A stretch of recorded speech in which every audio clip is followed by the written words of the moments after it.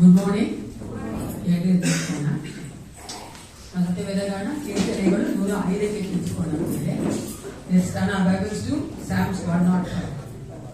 105ನೇ ಕೀರ್ತನೆ ಕಿಂಚಿಕೊಳ್ಳೋಣ. 1ರಿಂದ 10ನೇ ವಚನ ಓದುವವರಾಗಿದೆ. 9ನೇ ವಚನವರೆಗೂ ಉತ್ತರ ಪದ್ಧತಿರವಾಗಿ 10ನೇ ವಚನ ಒಟ್ಟಾಗಿ ಓದುವವರಾಗಿದ್ದೇವೆ. Psalms 105, 1 to 9 responsively. 10th verse we are going to read together. 105ನೇ ಕೀರ್ತನೆ. ಮೊದಲನೇ ವಚನ ನನ್ನ ಬಲಗಡೆ ಓದಬೇಕಾದ್ರೆ 2ನೇ ವಚನ ಎಡಗಡೆ ಓದಬೇಕು. ಅದೇ ರೀತಿ ಕೊನೆಯದಾಗಿ 10ನೇ ವಚನ ಎಲ್ಲರೂ ಒಟ್ಟಾಗಿ ಓದಿಕೊಳ್ಳೋಣ. ಎಲ್ಲರಿಗೂ ಸತ್ಯವೇದಗಾನ ಕೀರ್ತನೆಗಳು 105. ಮೊದಲನೇ ವಚನ ನನ್ನ ಬಲಗಡೆ ಓದಿ ಪ್ರಾರಂಭ ಮಾಡಿ.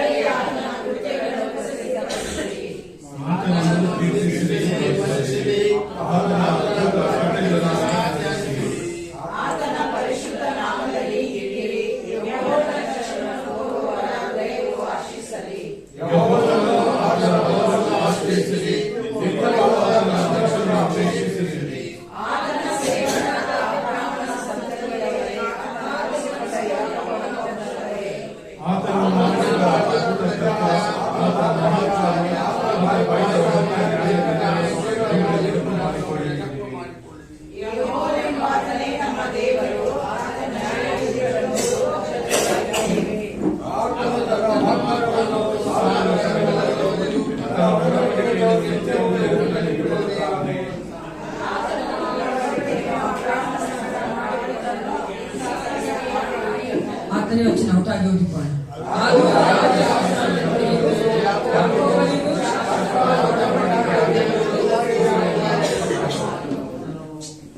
ನಮ್ಮ ದೇವರು ಆತನು ತಾನು ಮಾಡಿದ ವಾಗ್ದಾನಗಳನ್ನು ನೆರವೇರಿಸುವ ದೇವನಾಗಿದ್ದಾನೆ.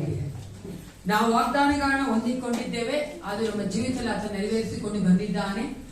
ಆತನ ಒಂದು ಕಾರ್ಯಗಳನ್ನ ನಾವು ವರ್ಣಿಸುವವರಾಗಿ, ವಿವರಿಸುವವರಾಗಿ, ಅದನ್ನು ನಾವು ಜ್ಞಾಪಕ ಮಾಡಿಕೊಂಡವರಾಗಿ ನಾವು ಈ ಸಮಯದಲ್ಲಿ ಆತನ ಸನ್ನಿಧಾನಕ್ಕೆ ಬಂದಿದ್ದೇವೆ. ಆಮೇಲೆ ಅದಕ್ಕಾಗಿ ನಾವು ಮರಿಬಾರದು. ನಾವು ಈ ಒಂದು ಸಮಯದಲ್ಲಿ ನಿಂತಿದ್ದೇವೆ ಅಂದ್ರೆ ಅದು ಆತನ ಶುದ್ಧ ಕೃಪೆ, ಆತನ ಪ್ರೀತಿ ಕ್ರಿಯೆ. ಅದನ್ನು ನೆನೆಸುವವರಾಗಿ ನಾವು ನಮ್ಮನ್ನೇ ಆತನಿಗೆ ಒಪ್ಪಿಸಿಕೊಟ್ಟು ಪ್ರಾರ್ಥನೆ ಮಾಡಿಕೊಳ್ಳೋಣ. ಯಾವ ಡಿಸ್ಟ್ರಾಕ್ಷನ್ಸ್ ಬೇಡ. ನಾವು ಸ್ವಲ್ಪ ಕಾಲ ಆತನ ಸನ್ನಿಧಾನಕ್ಕೆ ಬಂದಿದ್ದೇವೆ.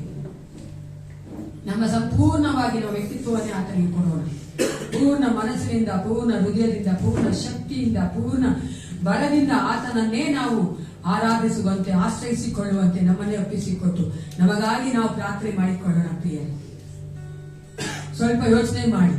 ನಾವು ಈ ಲೋಕದಲ್ಲಿ ಡಿಗ್ನಿಫೈ ಆಗಿರುವಂತವರು, ವಿವೇಕ ಆಗಿರುವಂತವರು, ದೊಡ್ಡದಲ್ಲ ಒಂದು ಸ್ಥಾನದಲ್ಲಿರುವಂತವ್ರು ನಾವು ಮೀಟ್ ಮಾಡ್ಕೋಬೇಕಾದ್ರೆ ಎಷ್ಟು ಭಯಭಕ್ತಿ ಉಳ್ಳವರಾಗಿ ನಾವು ಹೋಗ್ತೇವೆ. ಏನೋ ತಾನೇ ಹೋಗೋದಿಲ್ವಲ್ಲ. ನಾವೇ ಸಿದ್ಧತೆ ಮಾಡಿಕೊಂಡು ಅವರನ್ನು ಮೀಟ್ ಮಾಡುವುದಕ್ಕಾಗಿ ನಾವು ಎಷ್ಟು ಹೆಚ್ಚಾಗಿ ನಮ್ಮನ್ನೇ ನಾವು ಅಲಂಕರಿಸಿಕೊಂಡವರಾಗಿ ಹೋಗುತ್ತೇವಲ್ಲ ಪ್ರಿಯ. ನಾವು ಈಗ ಬಂದಿರುವಂತದ್ದು ಭಯಂಕರನಾದಂತಹ, ಸರ್ವಶಕ್ತನಾದ, ಸರ್ವಭೌಮತ್ವವುಳ್ಳಂತ, ದೇವಾದಿದೇವನಾದಂತ ನನ್ನ ಏಸಪ್ಪನ ಮುಂಭಾಗದಲ್ಲಿ ಬಂದಿದ್ದೇವಲ್ಲ. ಎಷ್ಟು ಹೆಚ್ಚಾಗಿ ನಮ್ಮ ಹೃದಯಗಳನ್ನ ಆತನಿಗೆ ನಾವು ಒಪ್ಪಿಸಿಕೊಳ್ಳಬೇಕು. ಎಷ್ಟು ಹೆಚ್ಚಾಗಿ ನಾವು ಭಯಭಕ್ತಿಯಿಂದ ಆತನ ಸನ್ನಿಧಾನದಲ್ಲಿ ಕಾಣಿಸಿಕೊಳ್ಳಬೇಕು. Let's humble ಅವರ್ಸೆಲ್ವ್ಸ್. ನಮ್ಮನ್ನು ನಾವೇ ತಗ್ಗಿಸಿಕೊಂಡವರಾಗಿ ಅದರ ಮುಂಭಾಗ ನಿಂತುಕೊಳ್ಳೋಣ ಪ್ರಿಯ. ಆತನು ಒಳ್ಳೆಯವನಾಗಿದ್ದಾನೆ. ನಮ್ಮನ್ನು ಆತನು ಮುಟ್ಟುವಾತನಾಗಿದ್ದಾನೆ, ಸಂಧಿಸುವಾತನಾಗಿದ್ದಾನೆ, ನಮ್ಮ ಆರಾಧನೆ ಹೊಂದಿಕೊಳ್ಳುವುದಕ್ಕಾಗಿ ಬರುವಾತನಾಗಿದ್ದಾನೆ. ವಾಕ್ಯದ ಮೂಲಕ ನಮ್ಮೊಂದಿಗೆ ಮಾತನಾಡುವಂತ ದೇವನಾಗಿದ್ದಾನೆ. Thank you father.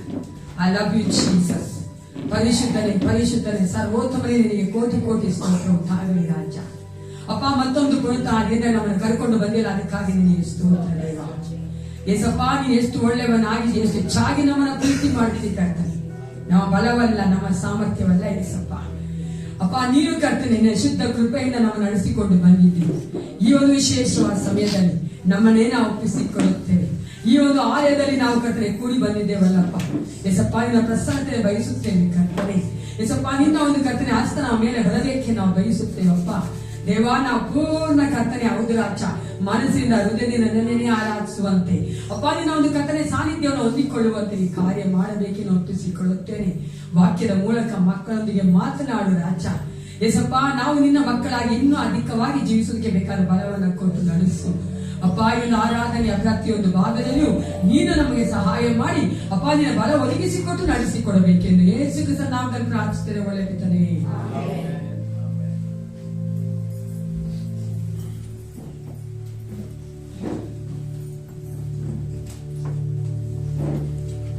ಯೆಹೋವನನ್ನು ಆತನ ಬಲವನ್ನು ಆಶ್ರಯಿಸಿರಿ, ನಿತ್ಯವೂ ಆತನ ದರ್ಶನವನ್ನು ಅಪೇಕ್ಷಿಸಿರಿ. ಹೌದು ಪ್ರಿಯರೇ, ಈ ಒಂದು ಪುನರುತ್ಥಾನ ದಿನದಲ್ಲಿ ಮಹೋನ್ನತನಾದ ದೇವರ ಸನ್ನಿಧಾನದಲ್ಲಿ ನಾವು ನೆಲೆ ನಿಂತಿದ್ದೇವೆ. ಪ್ರಿಯರೇ, ನಮ್ಮನ್ನೇ ಆತನ ಕರೆಗೆ ನಾವು ಸಮರ್ಪಿಸಿಕೊಳ್ಳೋಣ, ಏಕೆಂದರೆ ಆತನು ಸರ್ವಶಕ್ತನಾಗಿದ್ದಾನೆ. ಪ್ರಿಯರೇ, ಆತನ ಇಲ್ಲದಿದ್ದರೆ ನಮ್ಮಿಂದ ಏನೂ ಸಾಧ್ಯವಿಲ್ಲ. ಪ್ರಿಯರೇ, ಆತನ ಮುಂದೆ ಪರ್ವತಗಳು ಮೇಣದಂತೆ ಕರಗಿ ಹೋಗುತ್ತವೆ. ಪ್ರಿಯರೇ, ಅಂತ ಒಂದು ಬಲಿಷ್ಠನಾದ ದೇವನ ಮುಂದೆ ನಾವು ನಿಂತಿದ್ದೇವೆ. ಪ್ರಿಯರೇ, ನಮ್ಮ ಜೀವಿತವೆಲ್ಲ ಆತನ ಕೈಗೆ ಒಪ್ಪಿಸಿಕೊಡೋಣ. ಪ್ರಿಯರೇ, ನಮ್ಮ ಜೀವಿತವೆಲ್ಲ ಆತನ ಒಂದು ಪ್ರಸನ್ನತೆ ನಮ್ಮನ್ನು ಯಾವಾಗಲೂ ಕರೆ ಹಿಡಿದು ಮುನ್ನಡೆಸುವ ಹಾಗೆ ಕಳೆದ ಆತ್ಮನನ್ನು ಈ ಸಮಯದಲ್ಲಿ ನಮ್ಮ ಮಧ್ಯೆ ಬರಮಾಡಿಕೊಳ್ಳೋಣ.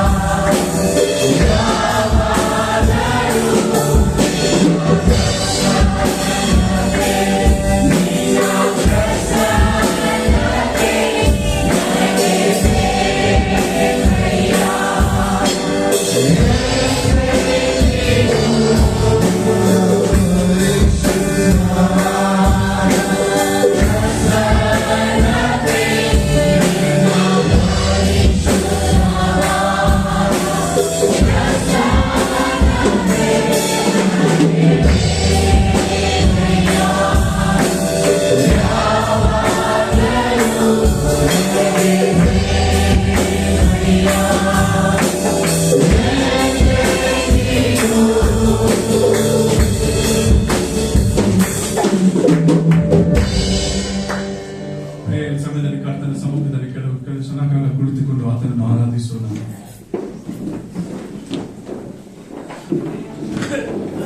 ಆತ ನಮ್ಮ ಜೀವಿತದಲ್ಲಿ ಎನಿಸಲಾಗುವ ಉಪಕಾರಗಳನ್ನು ಮಾಡಿದ್ದಾನೆ. ಪ್ರಿಯರೇ, ನಾವು ನಂಬಿಕೆಯಾದ ಆತನನ್ನು ಎದುರು ನೋಡುತ್ತಿರುವಾಗ ಆತನು ನಮ್ಮ ಜೀವಿತಗಳಲ್ಲಿ ಮಹೋಪಕಾರಗಳನ್ನು ನೆರವೇರಿಸಿಕೊಟ್ಟಂತ ಕರ್ತನು ಆತನಾಗಿದ್ದಾನೆ. ಪ್ರಿಯರೇ, ಯಾಕೋಬನು ಕರ್ತನನ್ನು ಈ ರೀತಿಯಾಗಿ ಸ್ತುತಿಸುತ್ತಾನೆ.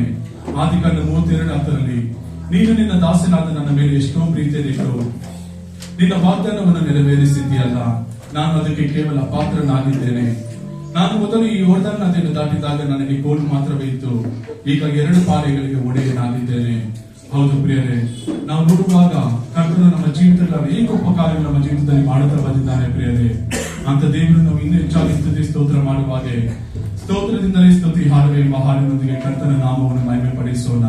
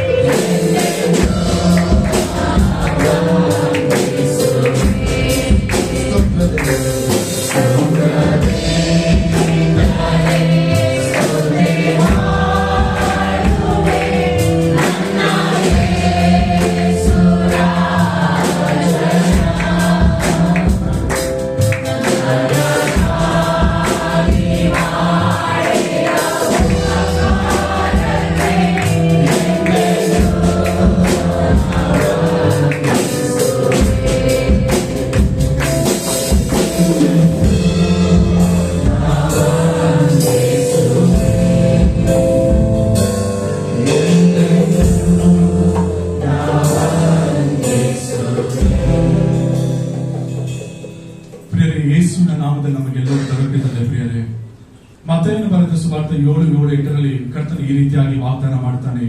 ಬೇಡಿಕೊಳ್ಳಿರಿ, ನಿಮಗೆ ದೊರೆಯುವುದು; ಹುಡುಕಿರಿ, ನಿಮಗೆ ಸಿಕ್ಕುವುದು; ತಟ್ಟಿರಿ, ನಿಮಗೆ ತೆರೆಯುವುದು.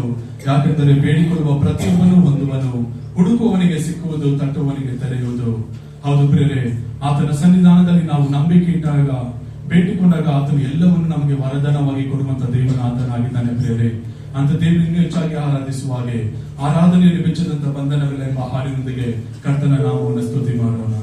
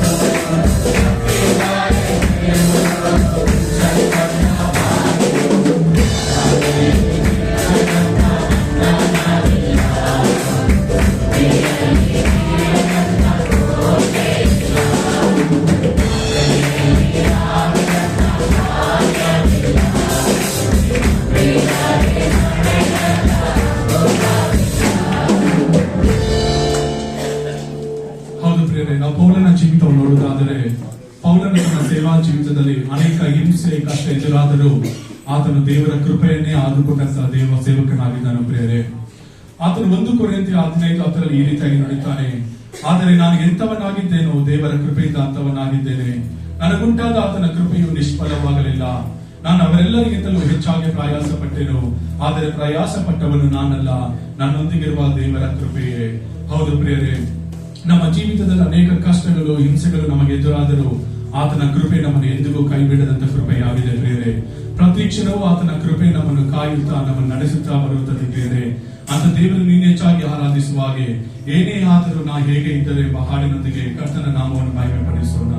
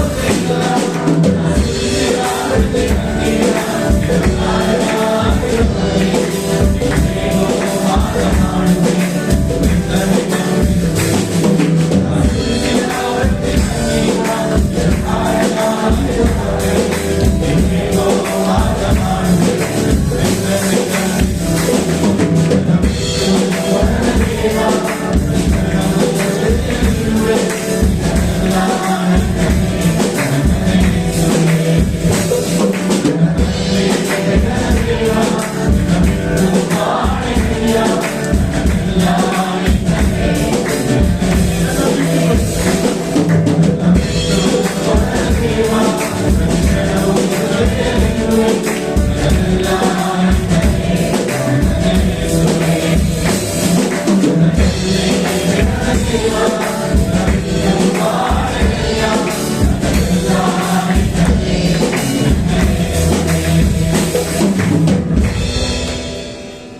ಪ್ರಿಯರೇ, ನಮ್ಮ ದೇವರು ನಮ್ಮ ಜೀವಿತಗಳಲ್ಲಿ ಆತನೇ ಆಶ್ರಯವು, ನಮ್ಮ ದುರ್ಗವು, ನಮ್ಮ ಬಲವು, ನಮ್ಮ ಕೋಟೆಯಾಗಿದ್ದಾನೆ. ಪ್ರಿಯರೇ, ಕೀರ್ತನಕಾರರು ಕೀರ್ತನೆ 18:2 ಈ ರೀತಿಯಾಗಿ ನುಡಿಯುತ್ತಾನೆ: ಯೆಹೋವನು ನನ್ನ ಬಂಡೆಯು, ನನ್ನ ಕೋಟೆಯು, ನನ್ನ ವಿಮೋಚಕನು, ನನ್ನ ದೇವರು, ನನ್ನ ಆಶ್ರಯಗಿರಿಯು, ನನ್ನ ಗುರಾಣಿಯು, ನನ್ನ ರಕ್ಷಣೆಯ ಕೊಂಬು, ನನ್ನ ದುರ್ಗವೂ ಆಗಿದ್ದಾನೆ. ಅದೇ ರೀತಿಯಲ್ಲಿ ಕೀರ್ತನೆ 91:4 ಕೀರ್ತನಕಾರರು ಈ ರೀತಿಯಾಗಿ ನುಡಿಯುತ್ತಾನೆ: ಆತನು ನಿನ್ನನ್ನು ತನ್ನ ರೆಕ್ಕೆಗಳಿಂದ ಒದಗಿಸುವನು, ಆತನ ಪಕ್ಕಗಳ ಮರೆಯನ್ನು ಆಶ್ರಯಿಸಿಕೊಳ್ಳುವೆ. ಹೌದು ಪ್ರಿಯರೇ, ನಮ್ಮ ದೇವರು ನಮ್ಮ ಪ್ರತಿಯೊಂದು ಬಲಹೀನ ಸಮಯದಲ್ಲಿ ತನ್ನ ಕೃಪೆಯಿಂದ ನಮ್ಮನ್ನು ತುಂಬಿಸಿ ನಡೆಸುವಂತ ದೇವನಾಗಿದ್ದಾನೆ. ಪ್ರಿಯರೇ, ಆತನ ಆಶ್ರಯದಲ್ಲಿ ನಾವು ಯಾವಾಗಲೂ ಸುರಕ್ಷಿತರಾಗಿದ್ದೇವೆ. ಪ್ರಿಯರೇ, ಅಂತ ದೇವರು ಇನ್ನೆಚ್ಚಾಗಿ ಆರಾಧಿಸುವಾಗೆ ನನ್ನ ಆಶ್ರಯವಾದವನೆಂಬ ಹಾಡಿನೊಂದಿಗೆ ಕರ್ತನ ನಾಮವನ್ನು ಮಹಿಮೆ ಪಡಿಸೋಣ.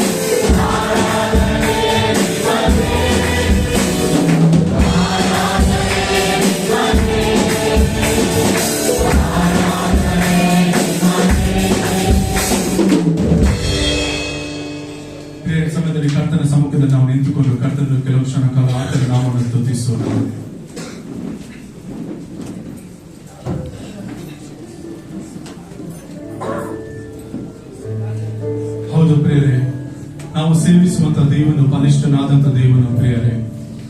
ಆತನ ನಾಮ ಉನ್ನತವಾದ ನಾಮ, ಅದು ಮಹೋನ್ನತನಾದಂತಹ ನಾಮ, ಅದು ಅತಿಶಯ ನಾಮ, ಅದ್ವಿತೀಯ ನಾಮ. ಅದು ನಮಗೆ ಎಲ್ಲ ಶಾಪಗಳಿಂದ ಪಾಪಗಳಿಂದ ಬಿಡುಗಡೆ ಕೊಟ್ಟಂತ ನಾಮ, ನಮಗೆ ರಕ್ಷಣೆ ಕೊಟ್ಟಂತ ನಾಮ, ನಮಗೆ ಸ್ವಸ್ಥತೆ ಕೊಟ್ಟಂತ ನಾಮ. ಅದೊಂದೇ ಉನ್ನತವಾದ ಅದು ಯೇಸು ನಾಮವಾಗಿದೆ ಪ್ರಿಯರೇ. ಅದು ಎಲ್ಲ ಸಿಹಿ ಚೇಣಿಗಿಂತಲೂ ಅತಿ ಸುಂದರವಾದ ನಾಮ ನಮ್ಮ ಯೇಸುವಿನ ನಾಮವಾಗಿದೆ ಪ್ರಿಯರೇ. ಇಡೀ ಸರ್ವ ಲೋಕ ಉಂಟು ಮಾಡಿದಂತ ಆ ಉನ್ನತ ನಾಮ ಅದು ಯೇಸು ನಾಮವಾಗಿದೆ ಪ್ರಿಯರೇ. ಸರ್ವ ಲೋಕವನ್ನೇ ಆಳುತ್ತಿರುವಂತಹ ನಾಮ ಅದು ಯೇಸುವಿನ ನಾಮವಾಗಿದೆ ಪ್ರಿಯರೇ. ಅಂತ ನಾಮದ ಅಡಿಯಲ್ಲಿ ನಾವು ಈ ಸಮಯದಲ್ಲಿ ನೆಲೆಗೊಂಡಿದ್ದೇವೆ ಪ್ರಿಯರೇ. ನಮ್ಮನ್ನೇ, ನಮ್ಮ ಜೀವಿತವನ್ನೇ ಆತನ ಕರದಲ್ಲಿ ನಾವು ಸಂಪೂರ್ಣವಾಗಿ ಅರ್ಪಿಸಿಕೊಳ್ಳೋಣ ಪ್ರಿಯರೇ. ನಮ್ಮ ಹೃದಯಾಂತರಗಳಿಂದ ಕರ್ತನ ಮಾಡಿದ ಪ್ರತಿಯೊಂದು ಉಪಕಾರಗಳನ್ನು ನೆನೆಸುವರಾಗಿ ನಮ್ಮ ಮನಸ್ಸಿನಲ್ಲಿ ಕೆಲವು ಕ್ಷಣಗಳ ಕಾಲ ಕರ್ತನನ್ನು ಮೌನವಾಗಿಟ್ಟುಕೊಂಡು ಕರ್ತನ ಮಾಡಿದ ಪ್ರತಿಯೊಂದು ಉಪಕಾರ ನೆನೆಸಿಕೊಂಡವರಾಗಿರೋಣ ಪ್ರಿಯರೇ.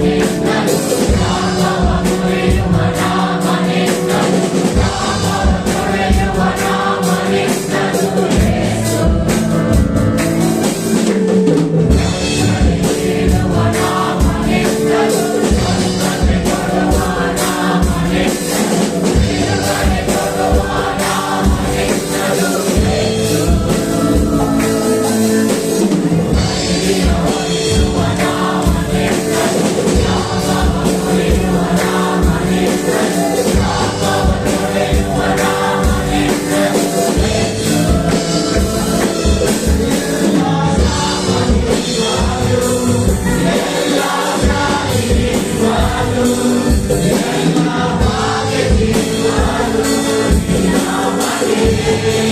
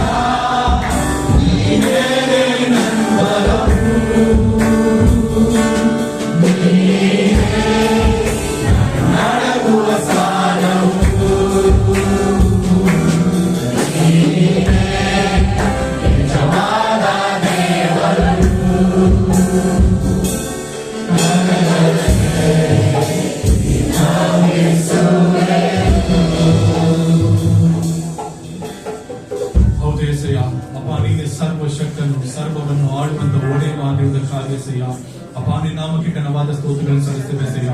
ಈ ಮುಂಜಾನೆ ವೇಳೆಯಲ್ಲಿ ರಾಜ ಅಪ್ಪ ನಿನ್ನನ್ನು ಆರಾಧಿಸಿ ನಿನ್ನ ನಾಮವನ್ನು ಸ್ತುತಿಸುವ ಹಾಗೆ ನಿನ್ನ ಮಕ್ಕಳು ರಾಜ ಅಪ್ಪ ನಿನ್ನ ಒಂದು ಸನ್ನಿಧಾನದಲ್ಲಿ ನಮ್ಮನ್ನು ಸೇರಿಸಿಕೊಂಡಿರುವುದಕ್ಕಾಗಿ ನಿನಗೆ ಘನವಾದ ಸ್ತೋತ್ರಗಳನ್ನು ಸಲ್ಲಿಸುತ್ತೇವೆ ಸಯ್ಯ. ಅಪ್ಪ ನಮ್ಮ ಬಲವಲ್ಲ, ನಮ್ಮ ಸಾಮರ್ಥ್ಯವಲ್ಲ, ನಮ್ಮ ಜ್ಞಾನವಲ್ಲ, ನಮ್ಮ ತಲಾಂತಲ್ಲ ಸಯ್ಯ, ಎಲ್ಲವೂ ನಿನ್ನಿಂದಲೇ ಏಸಯ್ಯ, ಎಲ್ಲವೂ ನಿನ್ನ ಕೃಪೆಯಾಗಿದೆ ಏಸಯ್ಯ. ಬಲಹೀನರಾದ ನಮ್ಮ ನಿನ್ನ ಬಲದಿಂದ ತುಂಬಿಸಿ ನಡೆಸಿದಕ್ಕಾಗಿ ಘನವಾದ ಸ್ತೋತ್ರಗಳನ್ನು ಸಲ್ಲಿಸುತ್ತಾ ನಮ್ಮ ಒಡೆಯನು ರಕ್ಷಕನಾಗಿರುವ ಯೇಸು ನಮ್ಮದಾದ ನಾವು ನಾಮದಲ್ಲಿ ಬೇಡಿರುತ್ತೇವೆ ಪ್ರೀತಿಯುಳ್ಳ ಪರಮ ತಂದೆಯೇ. ನಾವು ಹಿಂದಿರುವಂತೆ ಸತ್ಯವೇದಗಾನ ಯೋಹಾನ ಸುವಾರ್ತೆ 10ನೇ ಅಧ್ಯಾಯ ತಿಳ್ಕೊಳ್ಳೋಣ. As you're standing, please turn your Bible to Gospel according to John chapter 10. ನಮ್ಮ ದೇವರ ಸತೀಶ್ ಅವರು ಈ ವಚನಗಳು ಓದಬೇಕು. Please come inside and read these verses. ಯೋಹಾನ 10ನೇ ಅಧ್ಯಾಯ 1ರಿಂದ 5ನೇ ವಚನ. John chapter 10 verses 1 to 5. ಯೋಹಾನ ಸುವಾರ್ತೆ 10ನೇ ಅಧ್ಯಾಯದಲ್ಲಿ 1ರಿಂದ 5ನೇ ವಚನ ನಮ್ಮ ದೇವರ ಬ್ರದರ್ ಸತೀಶ್ ಅವರು ಓದಬೇಕಾದ್ರೆ ದಯವಿಟ್ಟು ನೀವು ಸಹ ನಿಮ್ಮ ಸತ್ಯವೇದನ ನೋಡಿಕೊಂಡವರಾಗಿ ಓದಿಕೊಳ್ಳಿ. ನಿಮಗೆ ನಿಜ ನಿಜವಾಗಿ ಹೇಳುತ್ತೇನೆ, ಕುರಿ ಹಟ್ಟಿಯೊಳಗೆ ಬಾಗಿಲಿಂದ ಬಾರದೆ ಮತ್ತಲಿದೆಯವರು ಹತ್ತಿ ಬರುವವನು ಕಳ್ಳನು ಸುಡುಕೊಳ್ಳುವವನು ಆಗಿದ್ದಾನೆ. ಬಾಗಿಲಿಂದ ಒಳಗೆ ಬರುವವನು ಆ ಕುರಿಗಳ ಕುರುಬನು ಬಾಗಿಲು ಹಾಕುವವನು ಅವನಿಗೆ ಬಾಗಿಲನ್ನು ತೆರೆಯುತ್ತಾನೆ. ಕುರಿಗಳು ಅವನ ಸ್ವರಕ್ಕೆ ಕಿವಿಗೊಡುತ್ತವೆ. ಅವನ ಸ್ವಂತ ಕುರಿಗಳನ್ನು ಹೆಸರು ಹೇಳಿ ಕರೆದು ಹೊರಗೆ ಬಿಡುತ್ತಾನೆ. ಸ್ವಂತ ಕುರಿಗಳನ್ನೆಲ್ಲ ಹೊರಗೆ ಬಿಟ್ಟ ಮೇಲೆ ತಾನು ಅವಳ ಮುಂದೆ ಹೋಗುತ್ತಾನೆ. ಕುರಿಗಳು ಅವನ ಸ್ವರವನ್ನು ತಿಳಿದುಕೊಂಡು ಅವನ ಹಿಂದೆ ಹೋಗುತ್ತವೆ.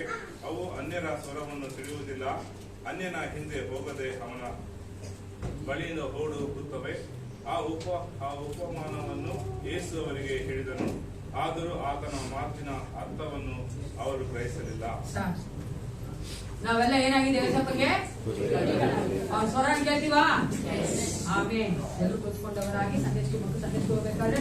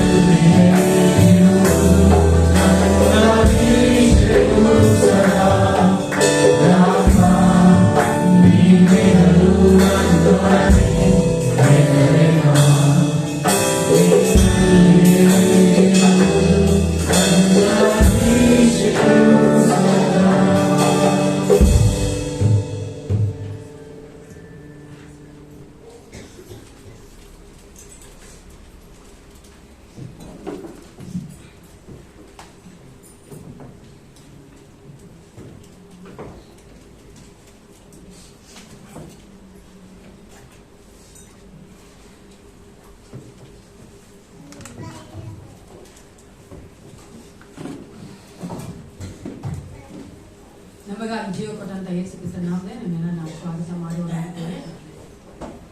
ಚೆನ್ನಾಗಿದ್ದೀರಾ? ಈ ಒಂದು ಸಮಯದಲ್ಲಿ ಈ ವಾರದ ಜನ್ಮ ಆಚರಿಸ್ಕೊಂತವರು ಮದುವೆ ಆಚರಿಸ್ಕೊಂಡಿದ್ದ ದಯವಿಟ್ಟು ತೆಗೆದುಕೊಳ್ಳಿ ನನಗೆ ಗೊತ್ತವಾಗಿ ಪ್ರಾರ್ಥನೆ ಮಾಡುವುದಾಗಿದ್ದೇವೆ.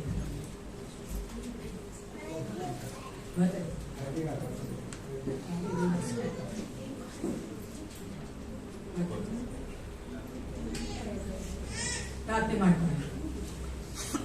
ಸೃಷ್ಟಿಕರ್ತನೆ, ಪರಲೋಕ ತಂದೆ, ಅಪ್ಪಾಗಿದ್ದಾನೆ ಒಂದು ಸಮಯಕ್ಕಾಗಿ ನಿಮಗೆ ಸ್ತೋತ್ರ ಉಂಟಾಗಲಿ. ರಾಜಾನಿ ಅದ್ಭುತ ಸ್ವರೂಪನಾಗಿದ್ದು ನಮ್ಮ ಜೀವಿತಗಳ ಅತಿಶಯ ದೇವನಾಗಿದ್ದೆ, ಅದಕ್ಕಾಗಿ ನಿಮಗೆ ಸ್ತೋತ್ರ. ವಿಶೇಷವಾಗಿ ನಿಮ್ಮ ಭಾಗದಲ್ಲಿ ನಿಂತುವಂತ ಅಪ್ಪ ಏಸಪ್ಪ, ಈ ದಂಪತಿಗೆ ನಿಮ್ಮ ಪಾತ್ರೆ ಒಪ್ಪಿಸಿಕೊಡುತ್ತೇನೆ. ಹೌದು ರಾಜ, ಟೋನಿ ಮಗನ, ಶೀಲಾ ಮಗನ ಆಶೀರ್ವದಿಸು. ಅವರ ದಾಂಪತ್ಯ ಜೀವಿತವನ್ನು ಕರ್ತನೆ ಇಷ್ಟು ವರ್ಷ ನೀವು ಕಾಯ್ದಂತ ದೇವನಾಗಿದ್ದಿ. ಅವರಿಬ್ಬರು ಗಂಡ ಹೆಂಡತಿಯಾಗಿ ಜೀವಿಸುವಂತೆ ಕಾರ್ಯ ಮಾಡಿದ್ದಿ. ಅವರು ಕೊಟ್ಟಂತ ಮಕ್ಕಳಿಗೋಸ್ಕರವಾಗಿ ಸ್ತೋತ್ರ ಉಂಟಾಗಲಿ. ಏಸಪ್ಪ, ಇಬ್ಬರಿಗೂ ಬೇಕಾದಂತ ಇನ್ನೂ ಅಧಿಕವಾದ ನಿನ್ನ ಆರೋಗ್ಯ ಕೊಡು, ನಿನ್ನ ಬಲ ಕೊಡು ಏಸಪ್ಪ. ಇನ್ನೂ ಅಧಿಕವಾಗಿ ಒಬ್ಬರು ಅರ್ಥ ಮಾಡಿಕೊಂಡು ನಿನಗಾಗಿ ಜೀವಿಸುವಂತೆ ಕಾರ್ಯ ಮಾಡಿ. ಎಲ್ಲಾ ಬಲಹೀನತೆಗೆ ತೆಗೆದುಹಾಕುವಂತ ದೇವನಾಗಿ ಅವರ ಮಧ್ಯದಲ್ಲಿ ಕಾರ್ಯಗಳನ್ನ ಮಾಡಬೇಕೆಂದು ಅರ್ಪಿಸಿ ಕೊಡುತ್ತೇನೆ ಕರ್ತ. ಹೌದು ರಾಜ, ಅಪ್ಪ, ನೀನು ಏನೆಲ್ಲ ಮಕ್ಕಳ ಜೀವಿತದಲ್ಲಿ ಮಾಡಬೇಕೆಂದು ಯೋಚಿಸಿಕೊಂಡಿದ್ಯೋ ಆ ಯೋಚನೆಯನ್ನು ನೆರವೇರುವಂತೆ ಕಾರ್ಯ ಮಾಡಿ. ಅವರಿರುವಂತೆಲ್ಲ ಚಿಂತಾಭಾರಗಳ ನಿನ್ನ ಮೇಲೆ ಹಾಕುವಂತೆ ಕಾರ್ಯ ಮಾಡಿ ರಾಜ. ಈ ವಿಶೇಷವಾದ ಸಮಯದಲ್ಲಿ ನಿನ್ನ ಮಕ್ಕಳ ಕರ್ತನೆ ಹೌದು ರಾಜ, ಟೈಟಸ್ ಅನ್ನ ಬಿನಾ ನಿನ್ನ ಪಾಸನಿಗೆ ಒಪ್ಪಿಸಿಕೊಳ್ಳುತ್ತೇನೆ. ಈ ದಂಪತಿಗಳಿಗೋಸ್ಕರವಾಗಿ ಸ್ತೋತ್ರ ಉಂಟಾಗಲಿ. ಆ ಮಕ್ಕಳನ್ನು ಕರ್ತ ನೀನು ನಿನ್ನ ಒಂದು ಮಹಿಮೆಗಾಗಿ ಉಪಯೋಗಿಸಿಕೊಳ್ಳಬೇಕೆಂದು, ಇನ್ನೂ ಅಧಿಕವಾಗಿ ಈ ಸಭೆಯಲ್ಲಿ ಆ ಮಕ್ಕಳೊಂದು ಆಶೀರ್ವಾದವಾಗಿರಬೇಕೆಂದು ಕಾರ್ಯ ಮಾಡಬೇಕೆಂದು ಒಪ್ಪಿಸಿಕೊಳ್ಳುತ್ತೇನೆ. ಇಬ್ಬರಿಗೂ ಬೇಕಾದಂತ ಒಳ್ಳೆ ಅಂಡರ್ಸ್ಟ್ಯಾಂಡಿಂಗ್ ಅನ್ನು ಕೊಡು ಏಸಪ್ಪ. ಇಬ್ಬರು ನಿನ್ನ ಪ್ರೀತಿಯಿಂದ ಬಂಧಿಸಬೇಕೆಂದು ನಾನು ಬೇಡುತ್ತೇನೆ. ಇನ್ನೂ ಅಧಿಕವಾಗಿ ಏಸಪ್ಪ ನಿನ್ನ ಮಹಿಮೆಯನ್ನು ಕಾಣುವಂತ ಮಕ್ಕಳಾಗಿ ಮಾರ್ಪಡಿಸು ಕರ್ತನೆ. ಏಸಪ್ಪ, ಮಕ್ಕಳ ಎಲ್ಲ ಕೊರತೆಗಳನ್ನು ನೀಗಿಸಬೇಕೆ ನಾನು ಬೇಡುತ್ತೇನಪ್ಪ. ನೀನು ನಂಬಿಕೊಂಡಿರುವಂತ ಒಬ್ಬರಾದರೂ ಕರ್ತನೆ ಹೌದು ರಾಜ, ನಿನ್ನ ವಾಕ್ಯ ಹೇಳುವಂತೆ ಯಾವ ಕೊರತೆಗಳಿರಲಿಲ್ಲ ಏಸಪ್ಪ. ಆ ಮಕ್ಕಳ ಎಲ್ಲ ಕೊರತೆಗಳು ನೀಗಿಸಿ ಕೊಡಬೇಕೆ ನಾನು ಬೇಡುತ್ತೇನೆ. ಒಳ್ಳೆ ಆರೋಗ್ಯ ಕೊಡು. ಅವ್ರು ಮಾಡುವಂತ ಪ್ರತಿಯೊಂದು ಕೆಲಸಗಳು ಕರ್ತನೆ ಸಫಲತೆ ಕಾಣುವಂತೆ ಕಾರ್ಯ ಮಾಡಿ ರಾಜ. ನಿನ್ನ ಮಗನಾದ ಕರ್ತನೆ ನೆನಾಡಿನ ಪಾಸನಿಗೆ ಒಪ್ಪಿಸಿಕೊಡುತ್ತೇನೆ. ಆ ಮಗಳ ಜೀವಿತಕ್ಕೋಸ್ಕರವಾಗಿ ಸ್ತೋತ್ರ ಉಂಟಾಗಲಿ. ಆ ಮಗಳು ಕರ್ತನೆ ಇನ್ನೂ ಅಧಿಕವಾಗಿ ಬಲಗೊಳ್ಳುವಂತೆ ಈ ವರ್ಷದಲ್ಲಿ ಏಸಪ್ಪ ನಿನಗಾಗಿ ಜೀವಿಸುವಂತೆ, ಆ ಮಗಳು ಮಾಡುತ್ತಿರುವಂತಹ ಪ್ರತಿಯೊಂದು ಕೆಲಸಗಳಿಂದ ನಾವು ಮಹಿಮೆ ಆಗುವಂತೆ ನೀವು ಕಾರ್ಯ ಮಾಡು ಕರ್ತನೆ. ಏಸಪ್ಪ, ಪರಲೋಕದ ಜ್ಞಾನ ಕೊಟ್ಟು ನಡೆಸಬೇಕೆ ನಾನು ಬೇಡುತ್ತೇನೆ. ಯವನಸ್ಥ ಮಗನು ಏಸಪ್ಪ ನಿನ್ನೇ ಫೋಕಸ್ ಮಾಡಿಕೊಂಡು ಜೀವಿಸುವಂತೆ ಕಾರ್ಯ ಮಾಡು ಅಪ್ಪ. ಬೇಕಾಗಿರುವಂತ ಒಳ್ಳೆ ಆರೋಗ್ಯ ಕೊಡು ಏಸಪ್ಪ, ಜ್ಞಾನ ಕೊಡು ಕರ್ತ. ಯಾವ ಸೈತಾನ ಕ್ರಿಯೆಗಳು ಮಗನ ಮುಟ್ಟದಂತೆ ರಥದ ಕೋಟೆಯಲ್ಲಿ ಸದಾಕಾಲ ಮಗನ ಮುಚ್ಚಿ ಮರೆ ಮಾಡಿಕೊಳ್ಳಬೇಕೆ ನಾನು ಹೇಳುತ್ತೇನೆ. ಅಪ್ಪ, ಮಗನ ಜೀವಿತದಲ್ಲಿ ನೀವೇ ಕಟ್ಟನೆ ಇರುವಂತ ಎಲ್ಲ ಪ್ಲಾನ್ ಅಂಡ್ ಪರ್ಪಸ್ ಕಟ್ಟನೆ ನೆರವೇರುವಂತೆ ಕಾರ್ಯ ಮಾಡಿ. ಅದೇ ತಾಯಿ ರಾಜ, ನಿನ್ನ ರಾಜ್ಯಕ್ಕಾಗಿ ಏಸಪ್ಪ, ಅದೇ ತಾಯಿ ಕರ್ತನೆ ನಿನ್ನ ಒಂದು ಸಭೆಗಾಗಿ ಕೊಟ್ಟಿರುವಂತ ಇದು ಕಾಣಿಗ ದಶಭಾಗದ ಪಾಸನಿಗೆ ಒಪ್ಪಿಸಿಕೊಳ್ಳುತ್ತೇನೆ ಅಪ್ಪ. ಇದು ನಿನ್ನವುಗಳಾಗಿದೆ, ನಿನ್ನ ಒಂದು ಮಹಿಮೆಗೋಸ್ಕರ ಉಪಯೋಗಿಸಲ್ಪಡುವಂತೆ ನಿನ್ನ ಚಿತ್ತಾನುಸಾರವಾಗಿ ನಮಗೆ ಜ್ಞಾನ ಕೊಟ್ಟು ಆಲೋಚನೆ ಕೊಟ್ಟು ನಡೆಸಬೇಕೆಂದು ಒಪ್ಪಿಸಿಕೊಳ್ಳುತ್ತೇನೆ. ಕೊಟ್ಟಿರುವಂತಹ ಪ್ರತಿಯೊಬ್ಬ ಮಕ್ಕಳನ್ನ ಆಶೀರ್ವದಿಸು ದೇವ. ನಾವು ಯಾವ ಕೊರತೆ ಇದ್ದಂತೆ ನಿನ್ನ ಒಂದು ಕರ್ತನೆ ಮಹಿಮೆಗೋಸ್ಕರ ಜೀವಿಸುವಂತೆ ಅಪ್ಪ ಪ್ರತಿಯೊಬ್ಬರನ್ನ ಆಶೀರ್ವದಿಸಿ ನಡೆಸಿಕೊಡಬೇಕೆಂದು ಯೇಸು ಕ್ರಿಸ್ತನ ನಾಮದಲ್ಲಿ ಪ್ರಾರ್ಥಿಸುತ್ತೇನೆ. ಒಳ್ಳೆ ಪಿತನೇ,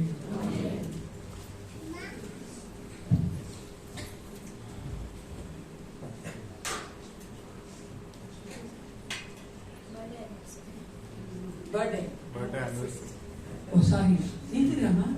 ನೋಡಿ ಸಾರಿ, ಒಂದ್ಸಲ ನಿಮ್ಮ ಹೆಸರು ರೇಷ್ಮಾ. ಬರ್ತಾರೆ, ಗುರು ಬರ್ತಾರೆ, ಆನಿವರ್ಸರಿ ಪ್ರಾರ್ಥನೆ ಮಾಡ್ತಾರೆ. ಅಪ್ಪ, ಒಂದು ವಿಶೇಷ ಸಮಯದಲ್ಲಿ ನನ್ನ ಮಗಳಾದ ರೇಷ್ಮಾ ನಿಮ್ಮ ಪಾಸನಿಗೆ ಒಪ್ಪಿಸಿಕೊಡುತ್ತೇನೆ ದೇವ. ಆ ಮಗಳ ಕರ್ತನೆ ಕಳೆದ ವರ್ಷವೆಲ್ಲ ಕಾಯ್ದಂತ ದೇವನಿಯನ್ನು ಕರ್ತ.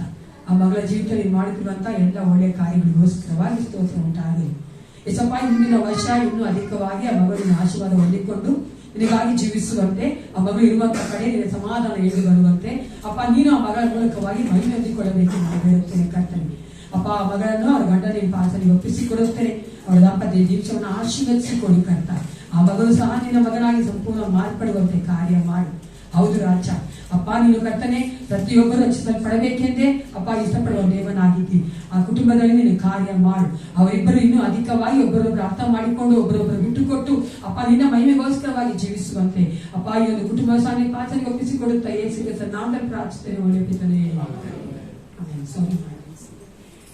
ನಮ್ಮ ಟೈಟಸ್ ಅವರು ಮುಂದೆ ಬಂದು ಅನೌನ್ಸ್ಮೆಂಟ್ ಹೇಳ್ತಾರೆ.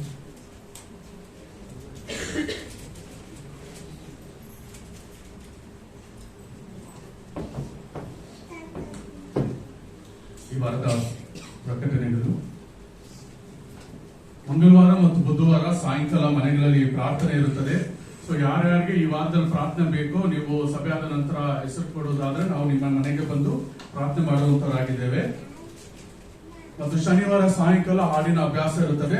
ಹಾಡಿನ ತಂಡದವರು ಬಂದು ಸಿದ್ಧತೆ ಮಾಡ್ಕೊಳ್ಬೇಕಾಗಿ ಕೇಳ್ಕೊಂತೇನೆ. ಮತ್ತು ಬರುವ ಭಾನುವಾರ ಬೆಳಗಿನ ಜಾವ 8:30ಗೆ ಸಭೆಯಲ್ಲಿ ಆರಾಧನೆ ಇರುತ್ತದೆ. ಇವತ್ತು ಅಂದ್ರೆ ಸಭೆಯ ಕೊನೆಯಲ್ಲಿ ಆನ್ಯುವಲ್ ಮೀಟಿಂಗ್ ನಡೆಯುವಂತದ್ದಾಗಿದೆ. ಸೊ ಎಲ್ಲರೂ ಒಂದು ಆನ್ಯುವಲ್ ಮೀಟಿಂಗ್ ಅಲ್ಲಿ ಪಾಲ್ಗೊಳ್ಬೇಕಾಗಿ ನಾನು ಕೇಳ್ಕೊಂತೇನೆ. ಮತ್ತು ಜನವರಿ 26ನೇ ತಾರೀಕು ಈಗಾಗಲೇ ಅನೌನ್ಸ್ ಮಾಡಿದ ಹಾಗೆ ಯಾರ್ಯಾರು ಬ್ಯಾಪ್ಟಿಸಮ್ಗೆ ಸಿದ್ಧತೆ ಬ್ಯಾಪ್ಟಿಸಮ್ ತಗೊಳ್ಳಿಕ್ಕೆ ಆಸೆ ಪಟ್ಟಿದ್ದೀರೋ ನೀವೆಲ್ಲರೂ ಹೆಸರು ಕೊಡಬೇಕಾಗಿ ನಾನು ಕೇಳ್ಕೊಂತೇನೆ. ಅದೇ 26ನೇ ತಾರೀಕು ಬೆಳಗಿನ ಜಾವ 10ರಿಂದ 1 ಗಂಟೆವರೆಗೂ ಹೆಣ್ಣೂರು ಆಲಯದಲ್ಲಿ ಒಂದು ವಿಶೇಷವಾದ ಒಂದು ಆರಾಧನೆಯನ್ನು ನಾವು ಮಾಡುವಂತವರಾಗಿದ್ದೇವೆ. ಸೊ ತಾವೆಲ್ಲರೂ ಜನವರಿ 26ನೇ ತಾರೀಕು ನಡೆಯುವಂತಹ ಒಂದು ಆರಾಧನೆಯಲ್ಲಿ ಪಾಲ್ಗೊಳ್ಬೇಕಾಗಿ ನಾನು ಕೇಳ್ಕೊಂತೇನೆ. ಮತ್ತು ಬರುವ ಭಾನುವಾರ ಸಭೆಯಾದ ನಂತರ ಎಲ್ಲಾ ವರ್ಷಿಪ್ ಲೀಡರ್ಸ್ ಮತ್ತು ಸಿಂಗರ್ಸ್ ಅಂದ್ರೆ ಯಾರ್ಯಾರು ಕಳೆದ ವರ್ಷದಲ್ಲಿ ಒಂದು ಆರಾಧನೆಯನ್ನು ನಡೆಸ್ಕೊಟ್ಟಿದ್ದೀರೋ ಆಡಿದಿರೋ ತಾವೆಲ್ಲರೂ ಬರುವ ಭಾನುವಾರ ಸಭೆಯಾದ ನಂತರ ಒಂದು 1 hour ಇಲ್ಲೇ ಇರಬೇಕಾಗಿ ನಾನು ಕೇಳ್ಕೊಂತೇನೆ.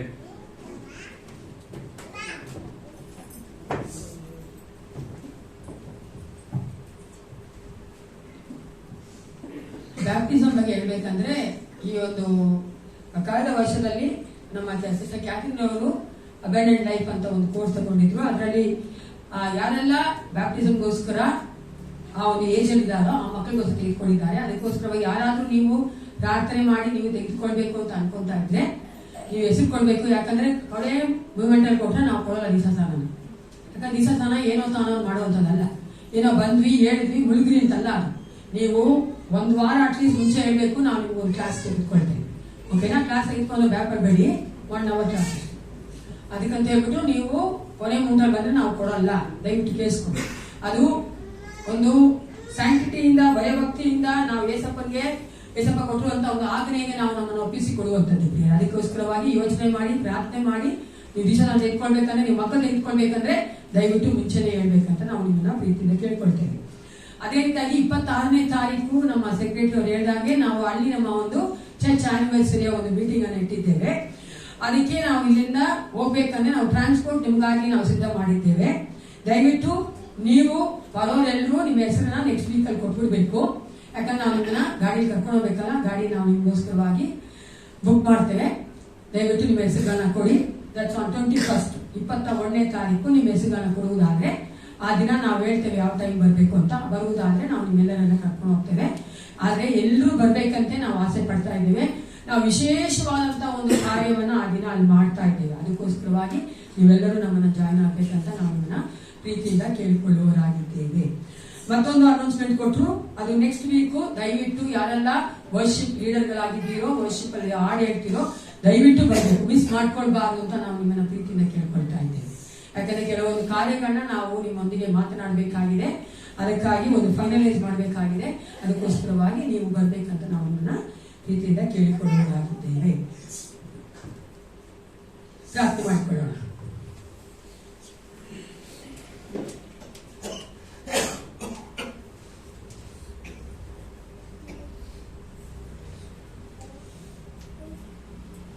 ಅನಾದಿಕಾದ ತೀರ್ಮಾನದ ಹಾಗೆ ನಮ್ಮನ್ನು ಕರೆದಂತ ಪರಲೋಕ ತಂದೆ, ನಮ್ಮನ್ನು ಆರಿಸಿಕೊಂಡ ಆತನೇ, ಈ ಒಂದು ವಿಶೇಷವಾದ ಸಮಯದಲ್ಲಿ ನಮ್ಮ ವಾಕ್ಯದ ಮೂಲಕವಾಗಿ ನಿಮ್ಮ ಮಕ್ಕಳೊಂದಿಗೆ ಮಾತನಾಡಿ ಕರ್ತ ದೇವ, ನೀನು ನಮ್ಮನ್ನ ಸರಿ ಮಾಡುವ ಆತನು, ಕಟ್ಟುವ ಆತನು ಅಪ್ಪ. ನಿನ್ನ ಒಂದು ಮಾರ್ಗದಲ್ಲಿ ಸತ್ಯದಲ್ಲಿ ಜೀವನದಲ್ಲಿ ನಡೆಸುವ ಆತನಾಗಿದ್ದಿ. ನೀನು ಮಾತನಾಡು, ನಾವು ಕೇಳುವವರಾಗಿದ್ದೇವೆ ಅಪ್ಪ. ನಮ್ಮ ಕಿವಿಗಳು ಅಟೆಂಟಿವ್ ಆಗಿರುವಂತೆ, ನಮ್ಮ ಮನಸ್ಸುಗಳು ನಿನ್ನ ವಾಕ್ಯಗಳು ಬೆಳೆಸಿಕೊಳ್ಳುವಂತೆ, ನನ್ನ ಹೃದಯಗಳಲ್ಲಿ ಅದನ್ನು ಧ್ಯಾನ ಮಾಡುವಂತೆ, ಅದು ನಮ್ಮ ಕರ್ತನೆ ಕಾರ್ಯಗತದಲ್ಲಿ ಕರ್ತನೆ ಕ್ರಿಯೆ ಮಾಡುವಂತೆ ನೀನೇ ನಿನ್ನ ಮಕ್ಕಳೊಂದಿಗೆ ಮಾತನಾಡಬೇಕೆಂದು ಯೇಸು ಕ್ರಿಸ್ತನ ನಾಮದಲ್ಲಿ ಪ್ರಾರ್ಥಿಸುತ್ತೇನೆ, ಒಳ್ಳೆಯುತ್ತಾನೆ. ಈ ದಿನ ಸಭೆ ಆದ್ಮೇಲೆ ಏನಿದೆ ಅಂತ ಹೇಳಿ ಸೆಕ್ರೆಟರಿ ಅವರು ಜೋರಾಗಿ ಆನ್ಯುವಲ್ ಮೀಟಿಂಗ್ ಅಂದ್ರೆ ಏನು?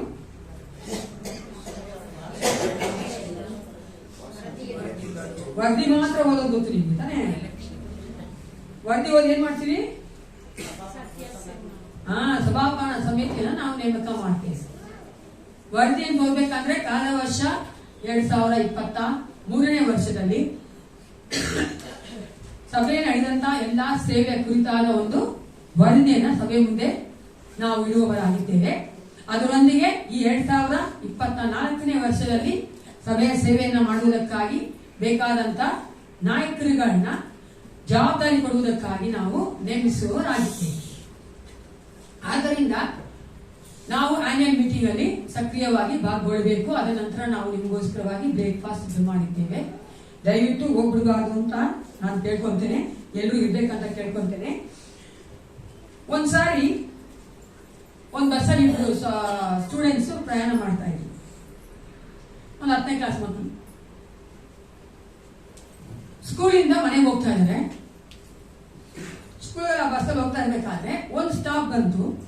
ಒಂದು ಸ್ಟಾಪ್ ಅಲ್ಲಿ ಒಬ್ಬ ಅವ್ರ ಮಾಸ್ಟರ್ ಒಬ್ಬರು ಹತ್ಕೊಂಡ್ರು ಆಲ್ರೆಡಿ ಬಸ್ಸಲ್ಲಿ ಹತ್ಕೊಂಡ ತಕ್ಷಣ ಅದ್ರಲ್ಲಿ ಇಬ್ರು ಸ್ಟೂಡೆಂಟ್ ಒಬ್ಬ ಸ್ಟೂಡೆಂಟ್ ಅವ್ರನ್ನ ನೋಡ್ದ. ಬಸ್ ಫುಲ್ ರಶ್ ಆಗಿತ್ತು. ಬಸ್ಸಲ್ಲಿ ಮೇಸ್ಟ್ರಿಗೆ ಸಿಗ್ಲಿಲ್ಲ, ಮಾಸ್ಟರ್ಗೆ ಸೀಟ್ ಸಿಗ್ಲಿಲ್ಲ. ಆಮೇಲೆ ಅವ್ರು ನಿಂತ್ಕೊಂಡಿದ್ದಾರೆ. ಒಬ್ಬ ಹುಡುಗ ನೋಡಿ ಅವ್ರ ಫ್ರೆಂಡಿಗೆ ಹೇಳ್ದ, ಇವ್ರು ನೋಡೋ ನಮ್ಮ ಮಾಸ್ಟರ್ ಬಂದಿದ್ದಾರೆ, ಪಾಪ ಅವ್ರು ಸೀಟೇ ಸಿಗ್ತಾ ಇಲ್ಲ, ಅವ್ರು ನಿಂತ್ಕೊಂಡಿದ್ದಾರೆ, ನಾನು ಎದ್ದು ನಿಂತ್ಕೊಂಡು ನಾವು ಅವ್ರಿಗೆ ಜಾಗ ಕೊಡೋಣ ಅಂತ. ಇನ್ನೊಬ್ಬ ಹೇಳ್ದ, ನಿಂತ್ಕೊಂಡ್ಲಿ ಬಿಡೋ, ಅವ್ರು ಸ್ಕೂಲಲ್ಲಿ ಕ್ಲಾಸಲ್ಲಿ ನಿಮ್ ಕಾಲ್ ಮೇಲೆ ನೀವು ನಿಲ್ಬೇಕು ಅಂತ, ನಿಂತ್ಕೊಂಡ್ಲಿ ಬಿಡು ಮಾಸ್ಟರ್ ಅಂತ. ನಾವ್ ಈ ದಿನ ನೋಡಕ್ ಹೋಗ್ತಾ ಇರೋದು ನಮ್ ಕಾಲ್ ಮೇಲೆ ನಾವು ನಿಲ್ಲುವಂತ ತಾನೇ. ನಮ್ ಕಾಲ್ ಮೇಲೆ ನಾವು ನಿಲ್ಬೇಕಾದ್ರೆ ನಮ್ ಬೇಕಾಗಿ ಏನ್ ಪ್ರೀತಿ ಕಾಲು.